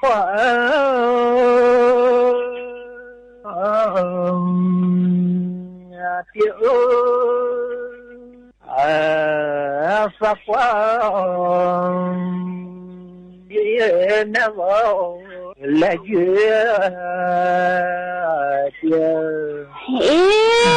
你是我们的三千子快路人来快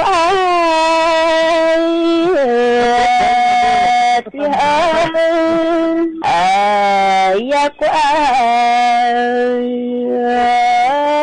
对吧那个的谢谢你们你我和子瓜来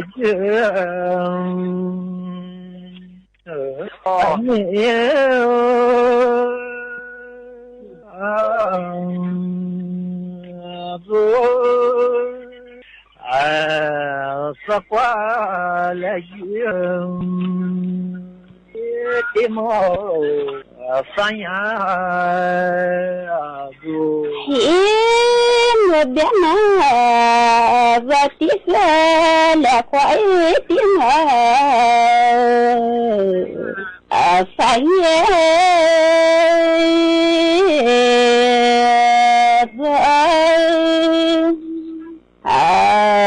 那个的嘛三呀子谢谢你们你和三年我的短也别走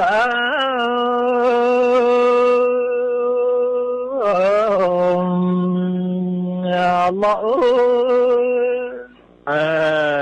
三年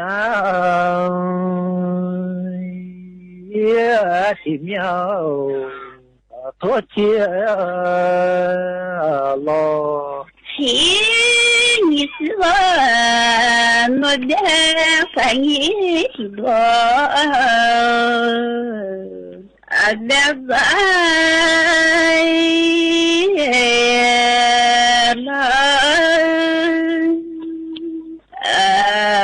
发现天面多见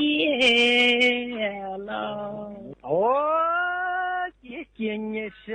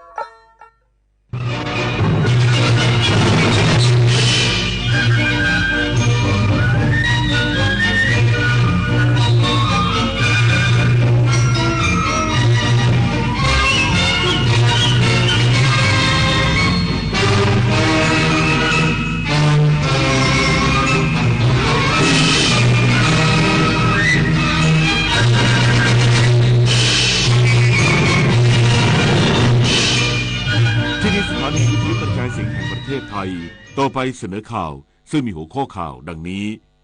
สำนักงานข้าหลวงใหญ่ผู้ลี้ภัยแห่งสหประชาชาติชื่นชมไทยเป็นผู้นำระดับโลกยุติภาวะไร้รัฐไร้สัญชาติโครงการแอลเหนือคนละครึ่งได้รับการตอบรับเป็นอย่างดีมั่นใจจะช่วยกระตุ้นเศรษฐกิจด้านการท่องเที่ยวในช่วงไตรมาสสุดท้ายของปีนี้กองทัพอิสราเอลเปิดปฏิบัติการโจมตีค่ายผู้ลี้ภัยนูเซรัตทางตอนกลางของฉนวนกาซาทำให้มีผู้เสียชีวิตอย่างน้อย42คนการแข่งขันฟุตบอลไทยลีกทีมแบงคอกยูไนเต็ดชนะการท่าเรือ FC ยังนำเป็นที่1ของตารางต่อไปเป็นรายละเอียดของข่าวหมายกำหนดการพระราชพิธีทรงบำเพ็ญพระราชกุศลถวายผ้าพระกฐินพุทธศักราช 2567 เลขาธิการพระราชวังรับพระบรมราชโองการเหนือเกล้าเหนือกระหม่อมสั่งว่าการพระราชพิธีทรงบำเพ็ญพระราชกุศลถวายผ้าพระกฐินปีนี้ทรงพระกรุณาโปรดเกล้าโปรดกระหม่อมดังนี้วันอาทิตย์ที่3พฤศจิกายนพระบาทสมเด็จพระเจ้าอยู่หัวทรงพระกรุณาโปรดเกล้าโปรดกระหม่อมให้สมเด็จพระเจ้าลูกยาเธอเจ้าฟ้าทีปังกรรัศมีโชติมหาวชิโรธมังกูลสิริวิบูลย์ราชกุมารเสด็จแทนพระองค์ไปทรงบำเพ็ญพระราชกุศลถวายผ้าพระกฐินเวลา 17 นาฬิกาเสด็จโดยรถยนต์พระที่นั่งไปยังวัดพระศรีรัตนมหาธาตุจังหวัดพิษณุโลกเสด็จเข้าพระอุโบสถถวายผ้าพระกฐินเสร็จแล้วเสด็จกลับแต่งกายเครื่องแบบเต็มยศสายสะพายมหาจักรีผู้เข้าเฝ้าแต่งกายเครื่องแบบเต็มยศสายสะพายสูงสุดสารคดีเฉลิมพระเกียรติชุดประชาราษฎร์สดุดีเนื่องในโอกาสพระราชพิธีมหามงคลเฉลิมพระชนมพรรษา6รอบ28กรกฎาคม2567กระทรวงพลังงานและการไฟฟ้าฝ่ายผลิตแห่งประเทศไทยน้อมนำแนวพระราชดำริเฉลิมพระเกียรติพระบาทสมเด็จพระเจ้าอยู่หัวเดินหน้าขยายเครือข่ายโครงการจัดตั้งห้องเรียนสีเขียว Smart Green Learning Room และปรับปรุงประสิทธิภาพพลังงานในสถานศึกษาปัจจุบันมีโรงเรียนในโครงการกว่า 1,300 แห่งทั่วประเทศเริ่มดำเนินการกลุ่มโรงเรียนในพระราชูปถัมภ์จำนวน15แห่งและในโอกาสมหามงคลปีนี้ได้ขยายเครือข่ายไปยังโรงเรียนมัธยมวชิราลงกรณ์วรารามจังหวัดนครราชสีมาซึ่งเป็นห้องเรียน Net Zero หรือการปล่อยก๊าซเรือนกระจกสุทธิเป็นศูนย์โดยใช้ไฟฟ้าจากแผงโซลาร์เซลล์และแบตเตอรี่ในการแสดงวงจรการใช้ไฟฟ้าภายในห้องและคำนวณราคาพลังงานไฟฟ้าที่สามารถประหยัดได้ทั้งยังมีสื่อการเรียนการสอนที่ทันสมัยในการค้นคว้าข้อมูลเพื่อส่งเสริมองค์ความรู้ปรับเปลี่ยนทัศนคติและพฤติกรรมในการใช้พลังงานขยายผลให้นักเรียนสามารถนำความรู้ไปปรับใช้งานที่บ้านมุ่งขยายผลสู่ครอบครัวและชุมชนให้เป็นสังคมแห่งการเรียนรู้สีเขียวหรือ Green Learning Society ที่ยั่งยืนต่อไปสำนักงานข้าหลวงใหญ่ผู้ลี้ภัยแห่งสหประชาชาติชื่นชมไทยเป็นผู้นำระดับโลกยุติภาวะไร้รัฐไร้สัญชาติขณะที่รัฐบาลยืนยันกลุ่มคนสีเทาและแรงงานต่างด้าวไม่ได้รับสิทธิการให้สัญชาตินายจิรายุห่วงทรัพย์โฆษกประจำสำนักนายกรัฐมนตรีเปิดเผยว่าสำนักงานข้าหลวงใหญ่ผู้ลี้ภัยแห่งสหประชาชาติชื่นชมแนวทางแก้ปัญหาและยุติภาวะไร้รัฐไร้สัญชาติของรัฐบาลไทยโดยระบุว่าถือเป็นก้าวสำคัญของไทยและประวัติศาสตร์ในการลดจำนวนผู้ไร้สัญชาติมากที่สุดเท่าที่เคยมีมาซึ่งช่วยปลดล็อกศักยภาพเปิดโอกาสทางการศึกษาและการจ้างงานนอกจากนี้ยังยกย่องให้ไทยเป็นผู้นำระดับโลกและระดับภูมิภาคในการขจัดภาวะไร้รัฐไร้สัญชาติเพราะได้ให้คำมั่นในการแก้ไขปัญหาภาวะไร้รัฐไร้สัญชาติรวมทั้งยังมีส่วนร่วมอย่างแข็งขันร่วมกับสหประชาชาติในด้านต่างๆด้วยโดยรัฐบาลยืนยันว่าการให้สัญชาติไทยนี้เป็นการดำเนินการอย่างต่อเนื่องมาตลอดกว่า50ปีเป็นขั้นตอนที่รัดกุมและปัจจุบันใช้เทคโนโลยีสมัยใหม่ในการเก็บฐานข้อมูลต่างๆซึ่งจะทำให้รัฐสามารถตรวจสอบและดูแลขณะเดียวกันยืนยันว่ากลุ่มคนสีเทาหรือแรงงานต่างด้าวหรือผู้หลบหนีเข้าเมืองทุกประเภทจะไม่มีสิทธิ์ดังกล่าวนายจิรายุกล่าวด้วยว่าการให้สัญชาติกับกลุ่มชาติพันธุ์หรือคนที่ไม่ใช่คนไทยโดยกำเนิด โดยสภาความมั่นคงแห่งชาติหรือสมช.จะให้สัญชาติกับกลุ่มชาติพันธุ์ที่อพยพเข้ามาในอดีตและทางราชการลงทะเบียนและตรวจสอบแล้วมีประมาณ 350,000 คนซึ่งคนกลุ่มนี้ยังไม่ได้รับสัญชาติไทยแต่จะเข้าสู่กระบวนการแปลงสัญชาติในภายหลังซึ่งกระทรวงมหาดไทยจะต้องออกประกาศภายใน 30-60 วันโดยกลุ่มดังกล่าวจะไม่มีสิทธิทางการเมืองส่วนกลุ่มที่เป็นบุตรจะได้สัญชาติโดยกำเนิดเชื่อมั่นว่าการให้สัญชาติกับกลุ่มดังกล่าวจะทำให้เกิดการควบคุมติดตามได้ง่ายขึ้นกลุ่มเทาสามารถขอสิ่งต่างๆเหล่านี้ได้หรือไม่ได้นะครับคนละเรื่องกันเพราะฉะนั้นท่านไม่ต้องกังวลใจเลยครับว่าถ้าต่ำลงไปตั้งแต่ปี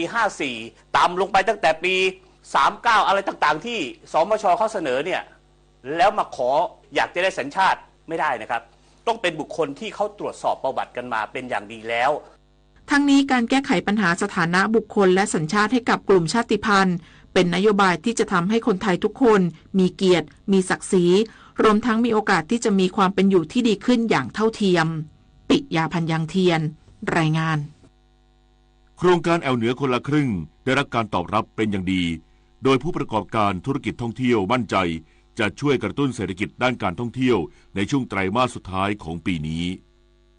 นายจิรายุห่วงทรัพย์โฆษกประจำสำนักนายกรัฐมนตรีกล่าวว่านายกรัฐมนตรีขอให้ทุกภาคส่วนร่วมมือกันผลักดันเสน่ห์ของประเทศไทยจูงใจนักท่องเที่ยวจากทั่วโลกเดินทางมาร่วมกระตุ้นเศรษฐกิจของไทยช่วงไตรมาสสุดท้ายของปีนี้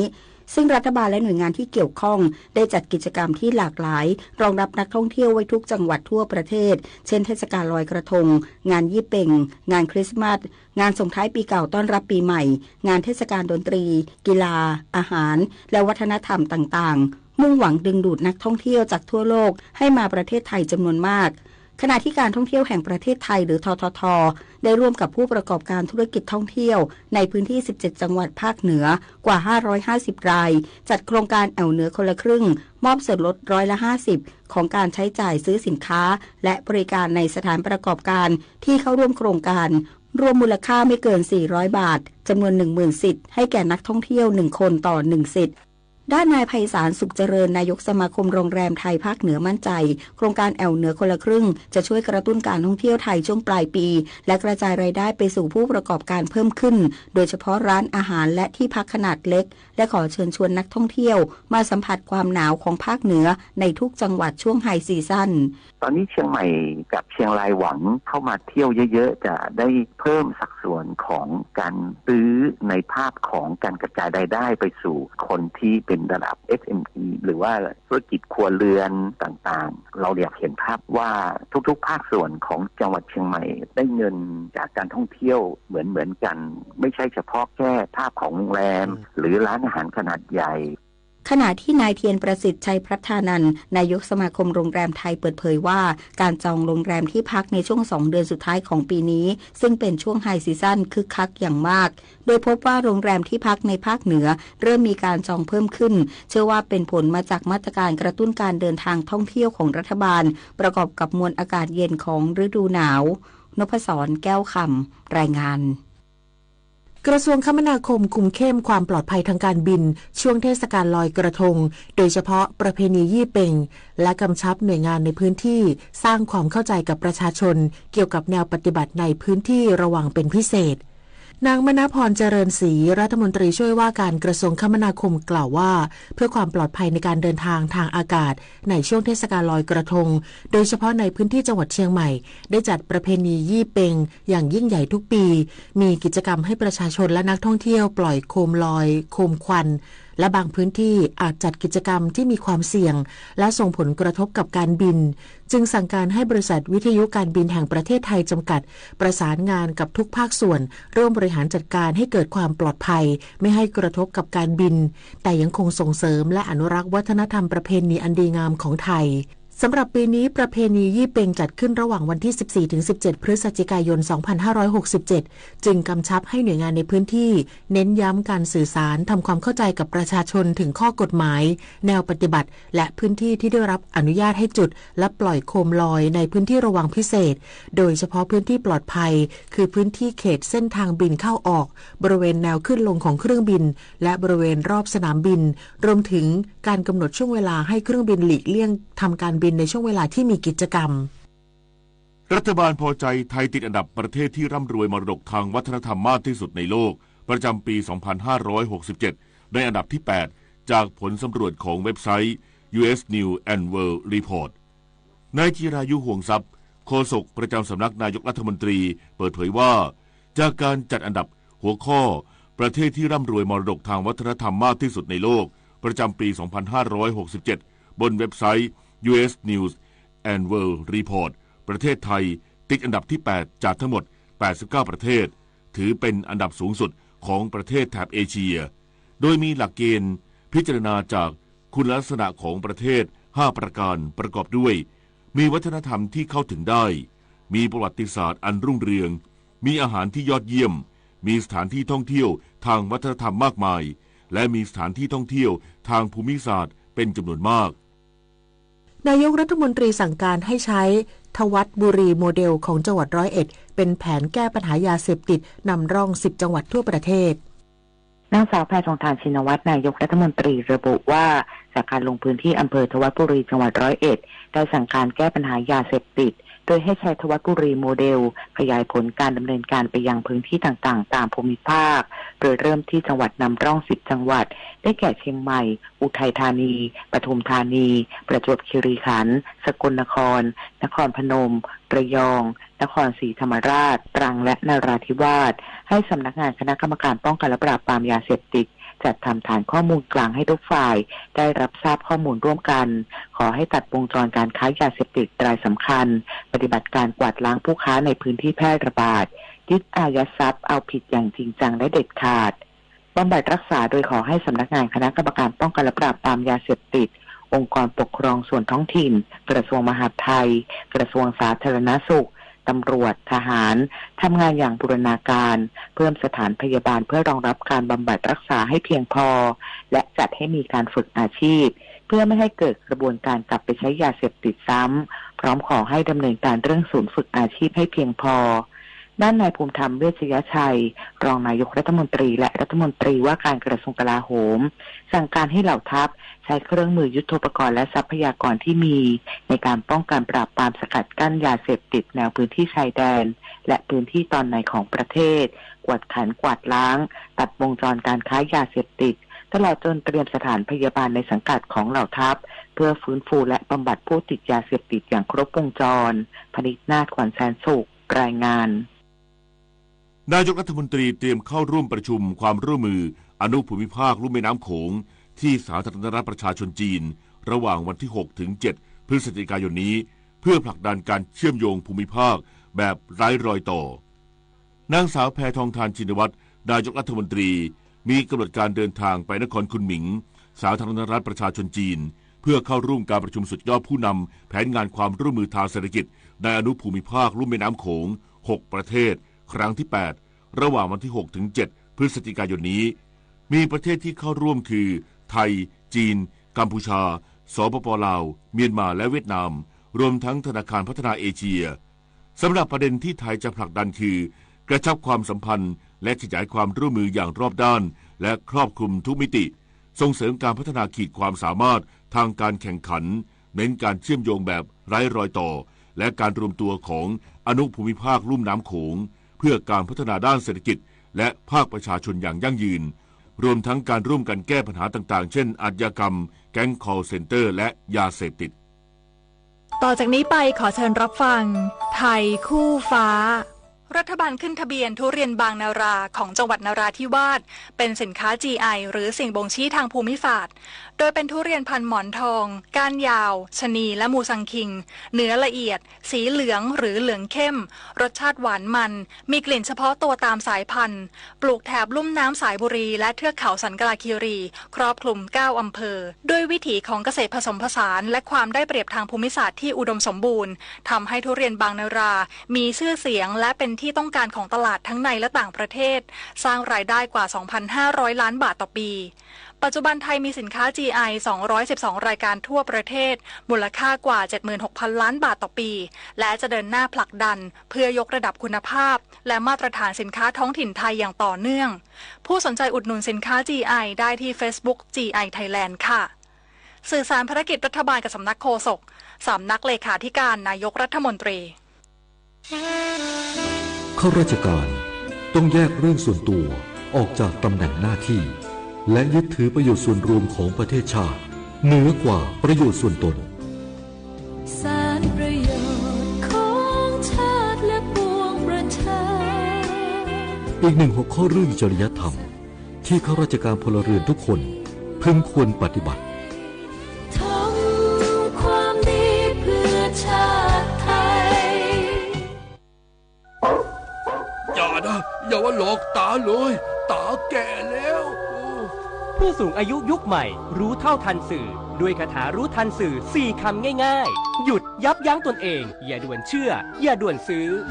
คิดถึงความจำเป็นเปรียบเทียบข้อดีข้อเสียอย่างรอบคอบถามข้อมูลจากผู้รู้จริงอย่าเชื่อข้อมูลจากแหล่งเดียวทบทวนก่อนตัดสินใจว่าจะทำหรือไม่ผู้สูงวัยไม่เสพสื่ออย่างสุ่มเสี่ยง7:16 นาทีต่อไปเสนอข่าวต่างประเทศสำนักข่าว AP รายงานโดยอ้างการเปิดเผยของดร.มาวาอัลฮาบูนาเซอร์ผู้อำนวยการโรงพยาบาลอัลอาดาที่ตั้งอยู่ในค่ายจาบาเรียซึ่งเป็นค่ายผู้ลี้ภัยที่ใหญ่ที่สุดของฉนวนกาซาเมื่อวานนี้ตามเวลาท้องถิ่นเปิดเผยว่ากองทัพอิสราเอลเปิดปฏิบัติการโจมตีค่ายผู้ลี้ภัยนูเซรัตทางตอนกลางของฉนวนกาซาในช่วง24 ชั่วโมงที่ผ่านมาทำให้มีผู้เสียชีวิตอย่างน้อย42 คนและยังมีผู้ได้รับบาดเจ็บอีก150 คนขณะเดียวกันกองทัพอิสราเอลออกแถลงการโดยอ้างว่าทหารอิสราเอลดำเนินการปฏิบัติการโจมตีโครงสร้างพื้นฐานและนักรบของกลุ่มติรวุธฮามาสหลายคนที่อยู่ภายในเมืองราฟาทางตอนใต้และพื้นที่อื่นๆทางตอนกลางของฉนวนกาซาอดีตประธานาธิบดีโดนัลด์ทรัมป์ตัวแทนพรรครีพับลิกันลงพื้นที่หาเสียงที่เมืองแกสโตเนียรัฐนอร์ทแคโรไลนาทางตะวันออกเฉียงใต้ของสหรัฐเมื่อวันที่2 พฤศจิกายนที่ผ่านมาตามเวลาท้องถิ่นซึ่งเป็นการหาเสียงในช่วงโค้งสุดท้ายก่อนการเลือกตั้งประธานาธิบดีที่จะมีขึ้นในวันที่5 พฤศจิกายนนี้โดยเขาเตือนว่าหากรองประธานาธิบดีคาเมล่าแฮร์ริสตัวแทนพรรคเดโมแครตได้รับชัยชนะในการเลือกตั้งครั้งนี้เมืองทุกแห่งในประเทศอาจกลายเป็นค่ายผู้ลี้ภัยส่งผลให้ประชาชนชาวอเมริกันตกอยู่ในอันตรายจากผู้ลี้ภัยที่ลงมือก่อเหตุอาชญากรรมด้านนางแฮร์ริสกล่าวกับผู้สนับสนุนระหว่างลงพื้นที่หาเสียงในเมืองแอตแลนตารัฐจอร์เจียโดยเตือนว่าในทรัมป์อาจใช้อำนาจในทางที่ผิดหากเขากลับมาดำรงตำแหน่งประธานาธิบดีสหรัฐอีกครั้งสำนักข่าวรอยเตอร์รายงานโดยอ้างแถลงการของทางการยูเครนที่ระบุว่ากองทัพรัสเซียใช้อากาศยานไร้คนขับหรือโดรนหลายลำโจมตีกรุงเคียฟเมืองหลวงของยูเครนเมื่อวันที่2 พฤศจิกายนที่ผ่านมาตามเวลาท้องถิ่นทำให้มีเจ้าหน้าที่ตำรวจได้รับบาดเจ็บอย่างน้อย1 นายและอาคารที่อยู่อาศัยหลายแห่งได้รับความเสียหายจากการโจมตีครั้งนี้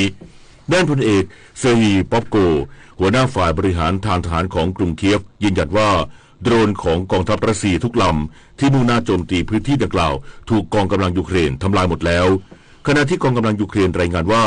ระบบป้องกันภัยทางอากาศสามารถทำลายโดรนของกองทัพรัสเซียจำนวน39 ลำจากทั้งหมด71 ลำที่กำลังโจมตีในหลายพื้นที่ของประเทศสำนักข่าว AFP รายงานโดยอ้างแถลงการของนายกรัฐมนตรีเปโดรซานเชสของสเปนเมื่อวานนี้ตามเวลาท้องถิ่นที่ยืนยันว่ารัฐบาลสเปนเตรียมส่งทหารและเจ้าหน้าที่ตำรวจมากกว่า 10,000 นายไปยังแคว้นบาเลนเซียทางตะวันออกของประเทศเพื่อปฏิบัติการช่วยเหลือผู้ประสบภัยที่ได้รับผลกระทบจากเหตุน้ำท่วมฉับพลันและดินโคลนถล่มเนื่องจากฝนตกหนักตั้งแต่วันที่29 ตุลาคมที่ผ่านมาทำให้มีผู้เสียชีวิตอย่างน้อย211 คนพร้อมระบุว่าภัยพิบัติครั้งนี้ถือเป็นเหตุอุทกภัยที่รุนแรงที่สุดเป็นอันดับ2ของทวีปยุโรปในรอบศตวรรษด้านนายเฟอร์นันโด กรานเด มาลาสการัฐมนตรีมหาดไทยของสเปนเชื่อว่าอาจมีจำนวนผู้เสียชีวิตจากเหตุภัยพิบัติดังกล่าวเพิ่มมากขึ้นและคาดหวังว่าจำนวนผู้สูญหายอาจลดลงหากบริการโทรศัพท์และอินเทอร์เน็ตกลับมาใช้งานได้อีกครั้งต่อไปติดตามรับฟังข่าวกีฬาค่ะเริ่มกันที่ผลฟุตบอลไทยลีก PG ประจวบ FC ชนะเมืองทองยูไนเต็ด2-0ราชบุรี FC ตีเสมอสุโขทัย FC 2-2ขณะที่คู่บิ๊กแมตช์แบงคอกยูไนเต็ดชนะการท่าเรือ FC 2-0คว้าชัย4นัดติดต่อกันเก็บเพิ่มเป็น27คะแนนนำไปจ่าฝูงต่อกันที่ฟุตบอลพรีเมียร์ลีกอังกฤษลิเวอร์พูลแซงชนะไบรตัน2-1ขณะที่แมนเชสเตอร์ซิตี้บุกพ่ายบอร์นมัธ 1-2ผลคู่อื่นอิสวิททาวน์เสมอเลสเตอร์ซิตี้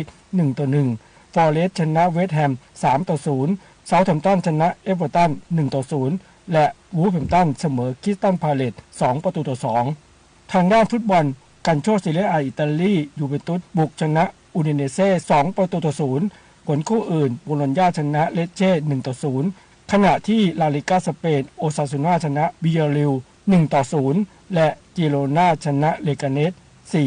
4-3 ฟุตบอลบูเดสลิก้าเยอรมนีบาเยิร์นมิวนิกบุกชนะยูนิโอนเบอร์ลิน 3-0 บาเยิร์นมี 23 คะแนนจาก 9 นัดนำไปจากฝูงผลคู่อื่นแฟรงก์เฟิร์ตชนะโบคุม 7-2 ฮอฟเฟนไฮม์แพ้ซังเปาลี 0-2 โฮคีสไตน์ชนะไฮเดนแฮม 1-0 โมกบวกเสมออัลส์บวก 1-1 และดอร์ทมุนด์ชนะไลป์ซิก 2-1 ฟุตซอลชิงแชมป์อาเซียนรอบแบ่งกลุ่ม A ที่ศูนย์การค้าเทอร์มินอล21จังหวัดนครราชสีมาทีมฟุตซอลไทยชนะบรูไน 13-0 ผลคู่อื่นในกลุ่มเดียวกันเวียดนามชนะติมอร์เลสเต 4-1 โปรแกรมต่อไปของทีมฟุตซอลไทยลงสนามพบกับติมอร์เลสเตวันนี้เวลา 18 นาฬิกาปิดท้ายที่การแข่งขันเทนนิสเยาวชนเก็บคะแนนเยาวชนโลกที่ศูนย์พัฒนากีฬาเทนนิสแห่งชาติเมืองทองธานีรอบชิงชนะเลิศชายเดี่ยวเป็นจารุศรมือวางอันดับ1หัวชนะคุณานันท์พันธราธรบวกอันดับ2 2-1 เซต 3-6 5-7 และ 6-1 เป็นจารุศรคว้าแชมป์ไปครองได้คะแนนสะสมเยาวชนโลก60 คะแนนทางด้านหญิงเดี่ยวลีเดลพอสโคลาเรนีลูกครึ่งไทยรัสเซียมือวางอันดับ2เอาชนะกมลวรรณยอดเพชรมือวางอันดับ1ของรายการ 2-1 เซต 6-2 4-6 และ 6-2 ลีเดียคว้าแชมป์ไปครองรับคะแนนสะสมอันดับเยาวชนโลก60คะแนนเช่นกันกอล์ฟอาชีพหญิง LPGA ทัวร์รายการโตโต้เจแปนคลาสสิกที่ประเทศญี่ปุ่นการแข่งขันรอบ3ต้องถูกยกเลิกไปเนื่องจากผลกระทบจากพายุไต้ฝุ่นกองเลทำให้ฝ่ายจัดการแข่งขันยกเลิกปรับให้เหลือเพียง54หลุมโดยจะจัดการแข่งขันรอบสุดท้ายในวันนี้สำหรับผลการแข่งขันรอบ2ฮานะวากิโมโตะจากญี่ปุ่นยังเป็นผู้นำรวมที่13อันเดอร์พาร์โดยมีโปรเมเอริยาจุธนการสาวไทยและเยเมเลนิโนจากสหรัฐอเมริกาตามมาเป็นอันดับ2ร่วมที่11อันเดอร์พาร์พงษ์เกษมสมสุขรายงานต่อไปรับฟังพยากรณ์อากาศค่ะประกาศกรมอุตุนิยมวิทยาเรื่องอากาศแปรปรวนบริเวณประเทศไทยตอนบนและฝนตกหนักถึงหนักมากในภาคใต้ฉบับที่6บริเวณความกดอากาศสูงหรือมวลอากาศเย็นกำลังปานกลางถึงค่อนข้างแรงจากประเทศจีนปกคลุมประเทศไทยตอนบนภาคใต้ตอนบนและทะเลจีนใต้ลักษณะเช่นนี้ทำให้บริเวณดังกล่าวมีอุณหภูมิลดลงและมีอากาศเย็นในตอนเช้ากับมีลมแรงโดยภาคเหนืออุณหภูมิจะลดลงอีก 1-2 องศาเซลเซียสสำหรับบริเวณยอดดอยและยอดภูมีอากาศเย็นถึงหนาวขอให้ประชาชนบริเวณประเทศไทยตอนบนดูแลรักษาสุขภาพเนื่องจากสภาพอากาศที่เย็นลงรวมทั้งระวังอันตรายจากอัคคีภัยที่อาจจะเกิดขึ้นเนื่องจากสภาพอากาศแห้งและลมแรงในขณะที่ร่องมรสุมพาดผ่านภาคใต้ตอนกลางและตอนล่างประกอบกับในช่วงวันที่ 3-4 พฤศจิกายนนี้จะมีหย่อมความกดอากาศต่ำเคลื่อนตามแนวร่องมรสุมที่พาดผ่านในบริเวณดังกล่าวในขณะที่ลมตะวันออกเฉียงเหนือกำลังปานกลางพัดปกคลุมอ่าวไทยตอนบนและภาคใต้ตอนบนลักษณะเช่นนี้ทำให้ภาคใต้มีฝนตกหนักถึงหนักมากบางแห่งขอให้ประชาชนบริเวณดังกล่าวระวังอันตรายจากฝนตกหนักถึงหนักมากและฝนที่ตกสะสมซึ่งอาจทำให้เกิดน้ำท่วมฉับพลันน้ำป่าไหลหลากโดยเฉพาะพื้นที่ลาดเชิงเขาใกล้ทางน้ำไหลผ่านและพื้นที่ลุ่มสำหรับพยากรณ์อากาศตั้งแต่เช้าวันนี้จนถึงเช้าวันพรุ่งนี้ภาคเหนืออากาศเย็นในตอนเช้ากับมีลมแรงและอุณหภูมิจะลดลงอีก 1-2 องศาเซลเซียสโดยมีฝนเล็กน้อยบางแห่งส่วนมากทางด้านตะวันตกของภาคตะวันออกเฉียงเหนืออากาศเย็นในตอนเช้ากับมีลมแรงโดยมีฝนเล็กน้อยบางแห่งส่วนมากทางตอนล่างของภาคกลางอากาศเย็นในตอนเช้ากับมีลมแรงภาคตะวันออกอากาศเย็นในตอนเช้ากับมีลมแรงโดยมีฝนเล็กน้อยบางแห่งส่วนมากตามแนวชายฝั่งทะเลลมตะวันออกเฉียงเหนือความเร็ว 15-35 กิโลเมตรต่อชั่วโมงทะเลมีคลื่นสูงประมาณ1เมตรห่างฝั่งคลื่นสูง 1-2 เมตรบริเวณที่มีฝนฟ้าคะนองคลื่นสูงมากกว่า2เมตรภาคใต้ฝั่งตะวันออกอากาศเย็นในตอนเช้าทางตอนบนของภาคโดยมีฝนฟ้าคะนอง70%ของพื้นที่และมีฝนตกหนักบางแห่งบริเวณจังหวัดประจวบคีรีขันธ์ชุมพรสุราษฎร์ธานีและนครศรีธรรมราชตั้งแต่จังหวัดประจวบคีรีขันธ์ขึ้นมาลมตะวันออกเฉียงเหนือความเร็ว 15-35 กิโลเมตรต่อชั่วโมงทะเลมีคลื่นสูง 1-2 เมตรบริเวณที่มีฝนฟ้าคะนองคลื่นสูงมากกว่า2เมตรตั้งแต่จังหวัดชุมพรลงไปลมตะวันตกความเร็ว 15-30 กิโลเมตรต่อชั่วโมงทะเลมีคลื่นสูงประมาณ1เมตรบริเวณที่มีฝนฟ้าคะนองคลื่นสูงมากกว่า2เมตร ภาคใต้ฝั่งตะวันตกมีฝนฟ้าคะนอง60%ของพื้นที่และมีฝนตกหนักบางแห่งบริเวณจังหวัดระนองและพังงาลมตะวันตกเฉียงเหนือความเร็ว 15-30 กิโลเมตรต่อชั่วโมงทะเลมีคลื่นสูงประมาณ1เมตรบริเวณที่มีฝนฟ้าคะนองคลื่นสูงมากกว่า2เมตรกรุงเทพมหานครและปริมณฑลมีเมฆบางส่วนกับมีลมแรงสภาวะระดับน้ำในแม่น้ำเจ้าพระยาที่หน้ากองบัญชาการกองทัพเรือคำนวณโดยกรมอุทกศาสตร์กองทัพเรือวันนี้น้ำขึ้นเต็มที่เวลา 8:34 นาทีสูงกว่าระดับทะเลปานกลาง1เมตร62เซนติเมตรและเวลา 17:49 นาทีสูงกว่าระดับทะเลปานกลาง1เมตร32เซนติเมตรน้ำลงเต็มที่เวลา 2:36 นาทีต่ำกว่าระดับทะเลปานกลาง10เซนติเมตรและเวลา 14:00 นสูงกว่าระดับทะเลปานกลาง72เซนติเมตรวันนี้ที่ประภาคารกาญจนาภิเษกแหลมพรหมเทพจังหวัดภูเก็ตดวงอาทิตย์ตกเวลา 18:05 นาทีกรุงเทพมหานครดวงอาทิตย์ตกเวลา 17:50 นาที1 นาทีกับกปท.จุดบอดของรถบรรทุกหรือรถขนาดใหญ่ที่ผู้ขับขี่รถจักรยานยนต์ควรหลีกเลี่ยงเข้าไปอยู่ใกล้ๆในระยะประชิดนั่นก็คือฝั่งด้านขวาด้านหน้าเนื่องจากความสูงของตัวรถนั้นทำให้บดบังทัศนวิสัยในการมองเห็นนอกจากนี้ฝั่งด้านซ้ายก็มีทัศนวิสัยแคบคนขับรถบรรทุกจะสังเกตเห็นรถคันอื่นได้ยากส่วนด้านที่สำคัญที่เกิดอุบัติเหตุขึ้นบ่อยครั้งนั่นก็คือด้านหลังเนื่องจากกระจกมองหลังของคนขับรถบรรทุกไม่สามารถเห็นด้านหลังของรถได้ผู้ขับขี่รถจักรยานยนต์ควรหลีกเลี่ยงเข้าไปอยู่ใกล้พื้นที่บอดของรถบรรทุกในทุกกรณีและสวมหมวกนิรภัยขณะขับขี่ทั้งผู้ขับและผู้ซ้อนซึ่งนอกจากจะช่วยป้องกันและลดความรุนแรงของการบาดเจ็บจากอุบัติเหตุทางถนนแล้วยังช่วยลดความสูญเสียของชีวิตและทรัพย์สินได้อีกด้วยความปรารถนาดีจากกรมประชาสัมพันธ์และกองทุนเพื่อความปลอดภัยในการใช้รถใช้ถนนกรมการขนส่งทางบกกระทรวงคมนาคมสาระนากับสารานุกรมไทยวันนี้เสนอตอนประเภทของกล้วยไม้กล้วยไม้ประเภทไม่มีหัวชอบขึ้นอยู่บนหินภูเขาที่มีเศษหินผุและเศษใบไม้ผุทับถมกันคนไทยเรียกกล้วยไม้สกุลนี้ว่าสกุลรองเท้านารีและยังมีบางประเภทที่ชอบเกาะอยู่บนคาคบไม้พบได้ในเขตร้อนเช่นสกุลแวนด้าแคทริยาและสกุลหวายกล้วยไม้ประเภทนี้มีรากใหญ่ยาวและแตกแขนงรากเป็นรากอากาศแม้จะเกาะกับต้นไม้ก็จะมีส่วนที่ยาวและห้อยลงมาในอากาศด้วยส่วนรากกล้วยไม้สกุลแคทริยาและเดนโดรเบียมมีลักษณะค่อนข้างเล็กละเอียดและหนาแน่นจึงแยกกล้วยไม้สกุลแคทริยาไปไว้ในประเภทกึ่งอากาศติดตามเพิ่มเติมและฟังย้อนหลังได้ที่ Facebook, YouTube, Line และ Instagram @ สารานุกรมไทยและ www.saranukromthai.or.th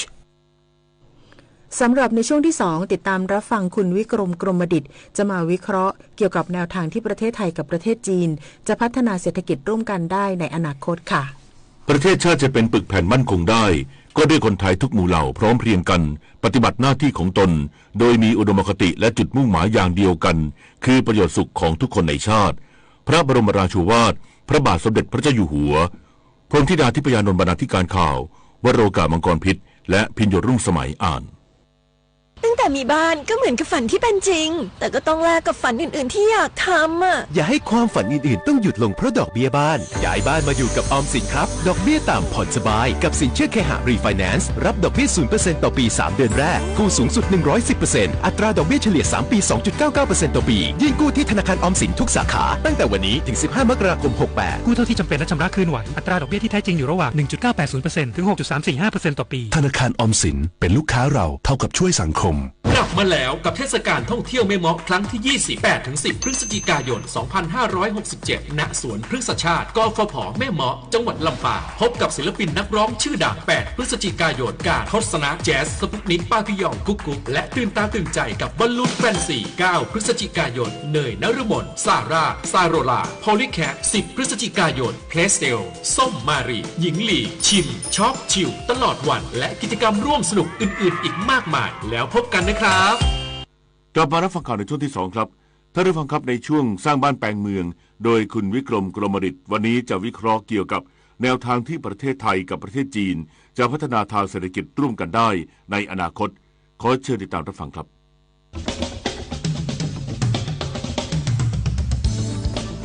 สร้างบ้านแปลงเมืองโดยวิกรมกรมดิษฐ์ สวัสดีครับท่านผู้ฟังที่รักทุกท่านครับวันนี้รายการสร้างบ้านแปลงเมืองของเรานั้นยังอยู่กับประเทศจีน2 ตอนที่แล้วเราก็พูดถึงประเทศจีนนั้นน่าสนใจในเรื่องของเศรษฐกิจวันนี้นั้นผมจะมาพูดถึงโอกาสจีนนั้นตอนนี้ที่จะออกมาจากประเทศจีนก็มากขึ้นวันนี้ถ้าเกิดเรามามองดูนะครับว่าคนจีนนั้นจะยิ่งออกมามากขึ้น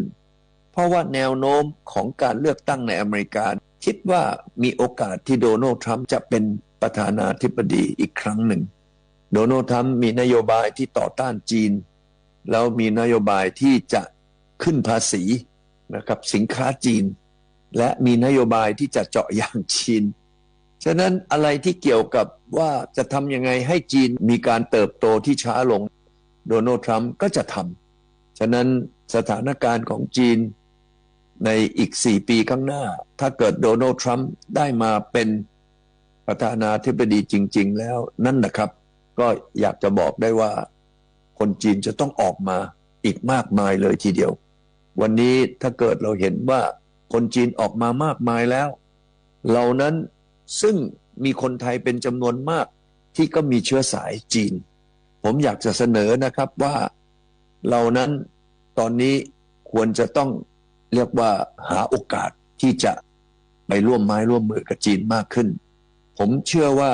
จีนนั้นเวลามาเมืองไทยเขาก็จะต้องหาโอกาสที่จะร่วมมือกับคนไทยวันนี้ก็จะมีปัญหาละครับว่าคนไทยจะสู้สิงคโปร์จะสู้อินโดนีเซียหรือมาเลเซียไม่ได้เพราะว่าคนอินโดมาเลหรือสิงคโปร์จะพูดภาษาจีนได้วันนี้เป็นปัญหาครับประเทศไทยเราวันนี้เราพูดว่าในน้ำมีปลาในนามีข้าวใครๆก็อยากจะมาลงทุนอยู่ในเมืองไทยไม่จริงวันนี้เม็ดเงินลงทุนที่ไปลงทุนในสิงคโปร์มากกว่าประเทศไทยหลายเท่าเหลือเกินเพราะคนสิงคโปร์เขาพูดภาษาจีนได้พูดภาษาอังกฤษได้แต่ที่สำคัญไม่ใช่พูดเขาเข้าใจถึงการบริหารเขาเข้าใจถึงการทำงานฉะนั้นผมก็คิดว่าถ้าเกิดว่าเราจะอาศัยโอกาสที่คนจีนกำลังจะออกมาจากถ้าเกิดประธานาธิบดีโดนัลด์ทรัมป์เป็นผู้นำวันนี้ผมก็อยากจะแนะนำครับว่า1เราควรที่จะหานักเรียนจีนที่เรียนภาษาไทยในประเทศไทยเนี่ยตามสถาบันต่างๆลองเช็คดูเยอะแยะเลยทีเดียวมีนักศึกษาจีนที่เขาเรียนจบแล้วเขาอยากจะทำงานอยู่ในประเทศไทยจ้างพวกนี้แหละครับมาเป็นพนักงานพวกนี้เป็นคนจีนที่พูดไทยเขาจะพูดหรือเรียกว่าสื่อสารได้ดีกว่าคนไทยที่ไปพูดภาษาจีนนะครับเพราะว่าภาษาจีนนั้นเป็นภาษาที่มีภาษาท้องถิ่นเยอะแยะมากมายนะครับฉะนั้นวันนี้คนไทยที่จะฟังเข้าใจภาษาจีนเป็นภาษาที่เรียกว่ามีสำเนียงต่างกันแม้กระทั่งตัวผมเองผมบางครั้งฟังภาษาจีนผมก็ยังไม่ค่อยจะเข้าใจที่เขาพูดเลยทีเดียวนะครับฉะนั้นวันนี้ผมก็อยากจะแนะนำละครับว่า1วันนี้เราต้องสนใจประเทศจีนนะครับในอนาคตเนี่ยจะมีโอกาสที่เรานั้นจะได้ร่วมมือกับจีน2นั้นก็คือเรื่องของการที่จะไปได้ธุรกิจอันนี้ก็ต้องไปเข้าสมาคมต่างๆโดยเฉพาะไทยจีนอะไรก็แล้วแต่ไปสมัครเป็นสมาชิกของเขานะครับ3เรานี้จะต้องมีการสื่อสารถ้าเราจะไปพูดภาษาอังกฤษกับคนจีนอันเนี้ยเสร็จแน่เราก็จะต้องหาพนักงานที่เป็นคนจีนที่มาเรียนที่มาโตอยู่ในเมืองไทยนั่นแหละครับก็จะทำให้เรานั้นมีโอกาสที่จะร่วมไม้ร่วมมือกับบริษัทจีนต่างๆนั่นเองเอาล่ะครับขอให้ทุกคนนั้นใช้โอกาสตรงนี้ให้เป็นประโยชน์ในช่วงอีก 3-4-5 ปีที่จะเกิดขึ้นในอนาคตครับขอบพระคุณทุกท่านครับสวัสดีครับกระทรวงเกษตรและสหกรณ์ยกระดับการพัฒนาภาคการเกษตรในพื้นที่ท้องถิ่นเพื่อพัฒนาพื้นที่รกร้างสู่การทำเกษตรมูลค่าสูงได้ในอนาคตและช่วยให้คุณภาพชีวิตเกษตรกรไทยดีขึ้นติดตามรายละเอียดได้จากรายงานค่ะ การขับเคลื่อนนโยบายภาครัฐให้เกิดประสิทธิภาพจำเป็นอย่างมากต้องได้รับความร่วมมือจากทุกภาคส่วนซึ่งหน่วยงานระดับท้องถิ่นเป็นกลไกสำคัญที่จะชี้วัดนโยบายภาครัฐเมื่อนำมาสู่การปฏิบัติแล้วประชาชนได้รับประโยชน์และผลกระทบอย่างไรโดยเฉพาะภาคการเกษตรที่มีประชาชนกว่า30ล้านครัวเรือนประกอบอาชีพเกษตรกรรมดังนั้นเพื่อให้การขับเคลื่อนนโยบายภาครัฐด้านการเกษตรมีประสิทธิภาพมากขึ้นกระทรวงเกษตรและสหกรณ์พร้อมด้วยสมาคมองค์การบริหารส่วนจังหวัดแห่งประเทศไทยหรืออบจ.และองค์การบริหารส่วนตำบลแห่งประเทศไทยหรืออบต.ได้ร่วมกันลงนามความร่วมมือโครงการยกระดับการพัฒนาภาคการเกษตรในพื้นที่ท้องถิ่นเพื่อร่วมกันพัฒนาจัดเก็บข้อมูลและประเมินผลการเกษตรในระดับพื้นที่ที่สามารถตอบสนองต่อความต้องการในการบริหารเพื่อให้เกิดการบูรณาการการพัฒนาภาคการเกษตรในระดับพื้นที่และการพัฒนาพื้นที่รกร้างสู่การทำการเกษตรมูลค่าสูงผ่านกลไกความร่วมมือนำไปสู่การพัฒนาด้านการเกษตรเช่นการพัฒนาองค์ความรู้การผลิตการรับรองมาตรฐานการแปรรูปการตลาดการส่งเสริมเทคโนโลยีและนวัตกรรมและการส่งเสริมด้านอื่นที่เกี่ยวข้องเพื่อประโยชน์ต่อภาคการเกษตรนายอัคราพรหมเผ่ารัฐมนตรีช่วยว่าการกระทรวงเกษตรและสหกรณ์กล่าวว่าหน่วยงานระดับท้องถิ่นเป็นหน่วยงานที่สำคัญที่รับรู้เกี่ยวกับปัญหาและความต้องการของประชาชนในพื้นที่ได้ชัดเจนโดยกระทรวงเกษตรและสหกรณ์พร้อมสนับสนุนการดำเนินงานของทุกภาคส่วนอย่างเต็มที่ภายใต้นโยบายตลาดนำนวัตกรรมเสริมเพิ่มรายได้และส่งเสริมการดำเนินงานการบูรณาการพัฒนาภาคการเกษตรในระดับพื้นที่เพื่อพัฒนาประเทศไทยสู่โมเดลไทยแลนด์ 4.0 ตามวัตถุประสงค์การพัฒนาที่ยั่งยืนของประเทศหลังจากนี้แล้ววิธีการทำงานระหว่างกระทรวงเกษตรและพี่น้องท้องถิ่นก็คงจะเป็นมิติใหม่แล้วก็การทำงานคงจะง่ายขึ้นนะครับโดยเฉพาะอย่างยิ่งยกตัวอย่างภัยพิบัติจาก climate change ในปีนี้นะครับเราสำรวจความเสียหายได้เร็วเพราะว่าเราได้รับความร่วมมือจากพี่น้องท้องที่การทำงานถ้าบูรณาการร่วมกันนะครับหนึ่งตอบโจทย์ก็คือแก้ปัญหาให้พี่น้องเกษตรกรได้อย่างทุกจุดการส่งเสริมอาชีพเรารู้ว่าพี่น้องเกษตรกรพี่น้องในพื้นที่เราต้องการอะไรกระทรวงเกษตรอยู่ข้างบนก็จะทำโครงการสอดนะครับล้อกับทางพี่น้องท้องถิ่นนะครับด้านนายชูพงษ์คำจวงนายกสมาคมองค์การบริหารส่วนจังหวัดแห่งประเทศไทยกล่าวว่าความร่วมมือนี้จะเป็นโอกาสสำคัญของหน่วยงานระดับกระทรวงและหน่วยงานระดับท้องถิ่นร่วมกันพัฒนาภาคการเกษตรในระดับพื้นที่เพื่อนำไปสู่การทำเกษตรมูลค่าสูงและช่วยยกระดับภาคการเกษตรในระดับพื้นที่ได้อย่างทั่วถึงและยั่งยืนสมาคมองค์กรปกครองส่วนท้องถิ่นทั้ง2สมาคมมีบทบาทหน้าที่ในการประสานความร่วมมือกับองค์กรปกครองส่วนท้องถิ่นทั่วประเทศได้มีการบูรณาการระหว่างหน่วยงานในพื้นที่เพื่อขับเคลื่อนให้บรรลุวัตถุประสงค์ของความร่วมมืออย่างมีประสิทธิภาพกับผมมีความเชื่อมั่นในความร่วมมือทั้ง3หน่วยงานภายใต้นโยบายตลาดนำนวัตกรรมเสริมเพิ่มรายได้ในครั้งนี้จะสามารถยกระดับการพัฒนาภาคการเกษตรนำความเจริญสู่ทุกพื้นที่อย่างทั่วถึงและยั่งยืนถือเป็นก้าวสำคัญของการขับเคลื่อนนโยบายภาครัฐสู่การลงมือปฏิบัติในระดับท้องถิ่นเพื่อแก้ปัญหาและพัฒนาภาคการเกษตรของไทยอย่างตรงจุดและตรงตามบริบทของพื้นที่อย่างเป็นรูปธรรมซึ่งจะช่วยเพิ่มรายได้และยกระดับคุณภาพชีวิตของเกษตรกรไทยให้ดีขึ้นชวนันท์มาลีรายงานอุทยานแห่งชาติหาดเจ้าไหมจังหวัดตรังเปิดการท่องเที่ยวทางทะเลอันดามันแล้วหลังปิดฟื้นฟูทรัพยากรธรรมชาติพร้อมต้อนรับนักท่องเที่ยวจากทั่วโลกติดตามรายละเอียดได้จากรายงานค่ะ จังหวัดตรังเป็นหนึ่งจังหวัดที่มีศักยภาพด้านการท่องเที่ยวอีกทั้งยังมีแหล่งท่องเที่ยวซึ่งเป็นที่รู้จักเช่นเกาะกระดานที่ถูกจัดอันดับเป็นชายหาดที่ดีที่สุดในโลกโดยเว็บไซต์ World Beach Guide สามารถดึงดูดนักท่องเที่ยวให้เข้ามาท่องเที่ยวจังหวัดตรังมากขึ้นนายทรงกรดสว่างวงศ์ผู้ว่าราชการจังหวัดตรังกล่าวว่าแม้ว่าข้อจำกัดของพื้นที่ที่ล้วนแล้วแต่อยู่ในเขตอุทยานทำให้ชายหาดสวยๆของจังหวัดตรังไม่มีโรงแรมหรือรีสอร์ทริมทะเลแต่ถ้ามองในอีกมุมหนึ่งจะเห็นได้ว่าจังหวัดตรังสามารถรักษาพื้นที่ท่องเที่ยวให้เกิดความยั่งยืนในระยะยาวได้ตรังนี่โชคดีหน่อยนะครับแต่ว่าไปคือเนื่องจากเป็นพื้นที่ชายทะเลที่เขาเป็นพื้นที่อนุรักษ์นะครับไม่สามารถที่จะสร้างโรงแรมหรูๆที่สามารถที่จะเดินจากโรงแรมลงไปทะเลได้ครับในส่วนนี้เนี่ยอาจจะดึงดูดนักท่องเที่ยวได้ไม่เท่าที่ควรแต่สิ่งที่ดีในอีกมุมมองหนึ่งก็คือการดำเนินการอย่างนี้มันสามารถที่จะสงวนรักษาพื้นที่ธรรมชาติให้เราได้ท่องเที่ยวได้ในระยะยาวอย่างยั่งยืนได้นะครับอย่างไรก็ตามแม้ ม้ว่าอุทยานแห่งชาติหาดเจ้าไหมจะได้ปิดแหล่งท่องเที่ยวทางทะเลในพื้นที่ของอุทยานแห่งชาติหาดเจ้าไหมระหว่างวันที่1มิถุนายนถึง30กันยายนของทุกปีแต่ก็ส่งผลดีต่อทรัพยากรธรรมชาติและสิ่งแวดล้อมทางทะเลที่สามารถฟื้นฟูสภาพตามธรรมชาติได้ด้วยตนเอง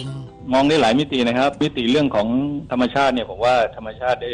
ฟื้นตัวได้มีโอกาสพักผ่อนนะครับถึงแม้ว่าผมก็เคยถามทางท่านผอ.อุทยานนะครับว่าในส่วนของปะการังอะไรเนี่ยปีนึงมันจะงอกไม่กี่เซนเองแต่ทั้งนี้ทั้งนั้นก็การที่ปิดหาดไปนะครับประเด็นแรกครับประโยชน์ก็คือเป็นการที่จะป้องปรามนะครับอันตรายที่อาจจะเกิดกับคนที่สัญจรท่องเที่ยวได้นะครับเพราะว่าช่วงนั้นอาจจะมีคลื่นมีพายุฝนอะไรก็ตามนะครับประเด็นที่2นะครับก็เป็นการเปิดโอกาสให้ทางพื้นที่หมายถึงทะเลนะครับรวมทั้งสัตว์ทะเลนะครับได้มีโอกาสได้พักผ่อนโดยไม่มีใครไปรบกวนนะครับแม้ว่าจะเป็นช่วงเวลาสั้นๆก็ตามการเปิดฤดูกาลท่องเที่ยวทางทะเลของจังหวัดตรังทำให้แหล่งท่องเที่ยวทางทะเลของจังหวัดตรังเริ่มคึกคักอีกทั้งล่าสุดอุทยานแห่งชาติหาดเจ้าไหมได้เปิดเส้นทางศึกษาธรรมชาติเขาแบนะที่มีทั้งจุดชมพยูนการศึกษาร่องรอยประวัติศาสตร์กับภาพเขียนสีโบราณอายุประมาณ 2,000 ปีทำให้จำนวนนักท่องเที่ยวเพิ่มขึ้นเป็นทวีคูณเขาใบหน้าเนี่ยปกตินะครับขึ้นชื่อในเรื่องของมีภาพเขียนสีตรงฝาผนังซึ่งน่าจะเป็นร่องรอยของประวัติศาสตร์นะครับเดิมเนี่ยครับทางอุทยานได้ทำวอล์กเวย์ประมาณสัก100 เมตรแค่นั้นเองนะครับแต่ล่าสุดนะครับ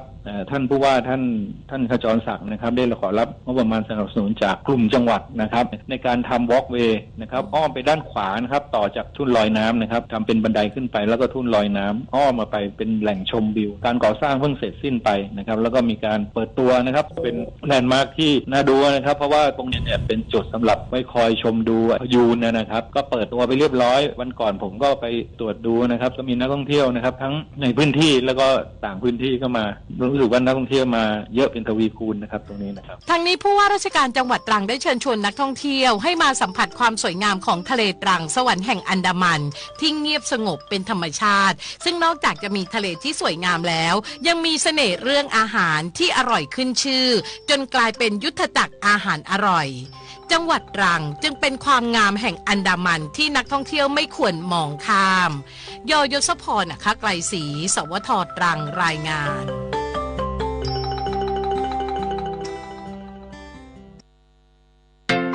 การใช้ทรัพยากรอย่างคุ้มค่าคืออีกแนวทางที่จะช่วยรักษาสิ่งแวดล้อมได้ไม่ว่าจะเป็นการใช้อย่างประหยัดคือใช้เท่าที่จำเป็นการนำกลับมาใช้ซ้ำเช่นกระดาษถุงพลาสติกการใช้สิ่งอื่นๆทดแทนเช่นใช้ถุงผ้าแทนถุงพลาสติกใช้ปุ๋ยชีวภาพแทนปุ๋ยเคมีและการดูแลซ่อมแซมที่ช่วยยืดอายุการใช้งานสิ่งต่างๆเพื่อให้มีทรัพยากรไว้ใช้ได้นานๆและคุ้มค่ามากที่สุดรักโลกร่วมพิทักษ์รักสิ่งแวดล้อม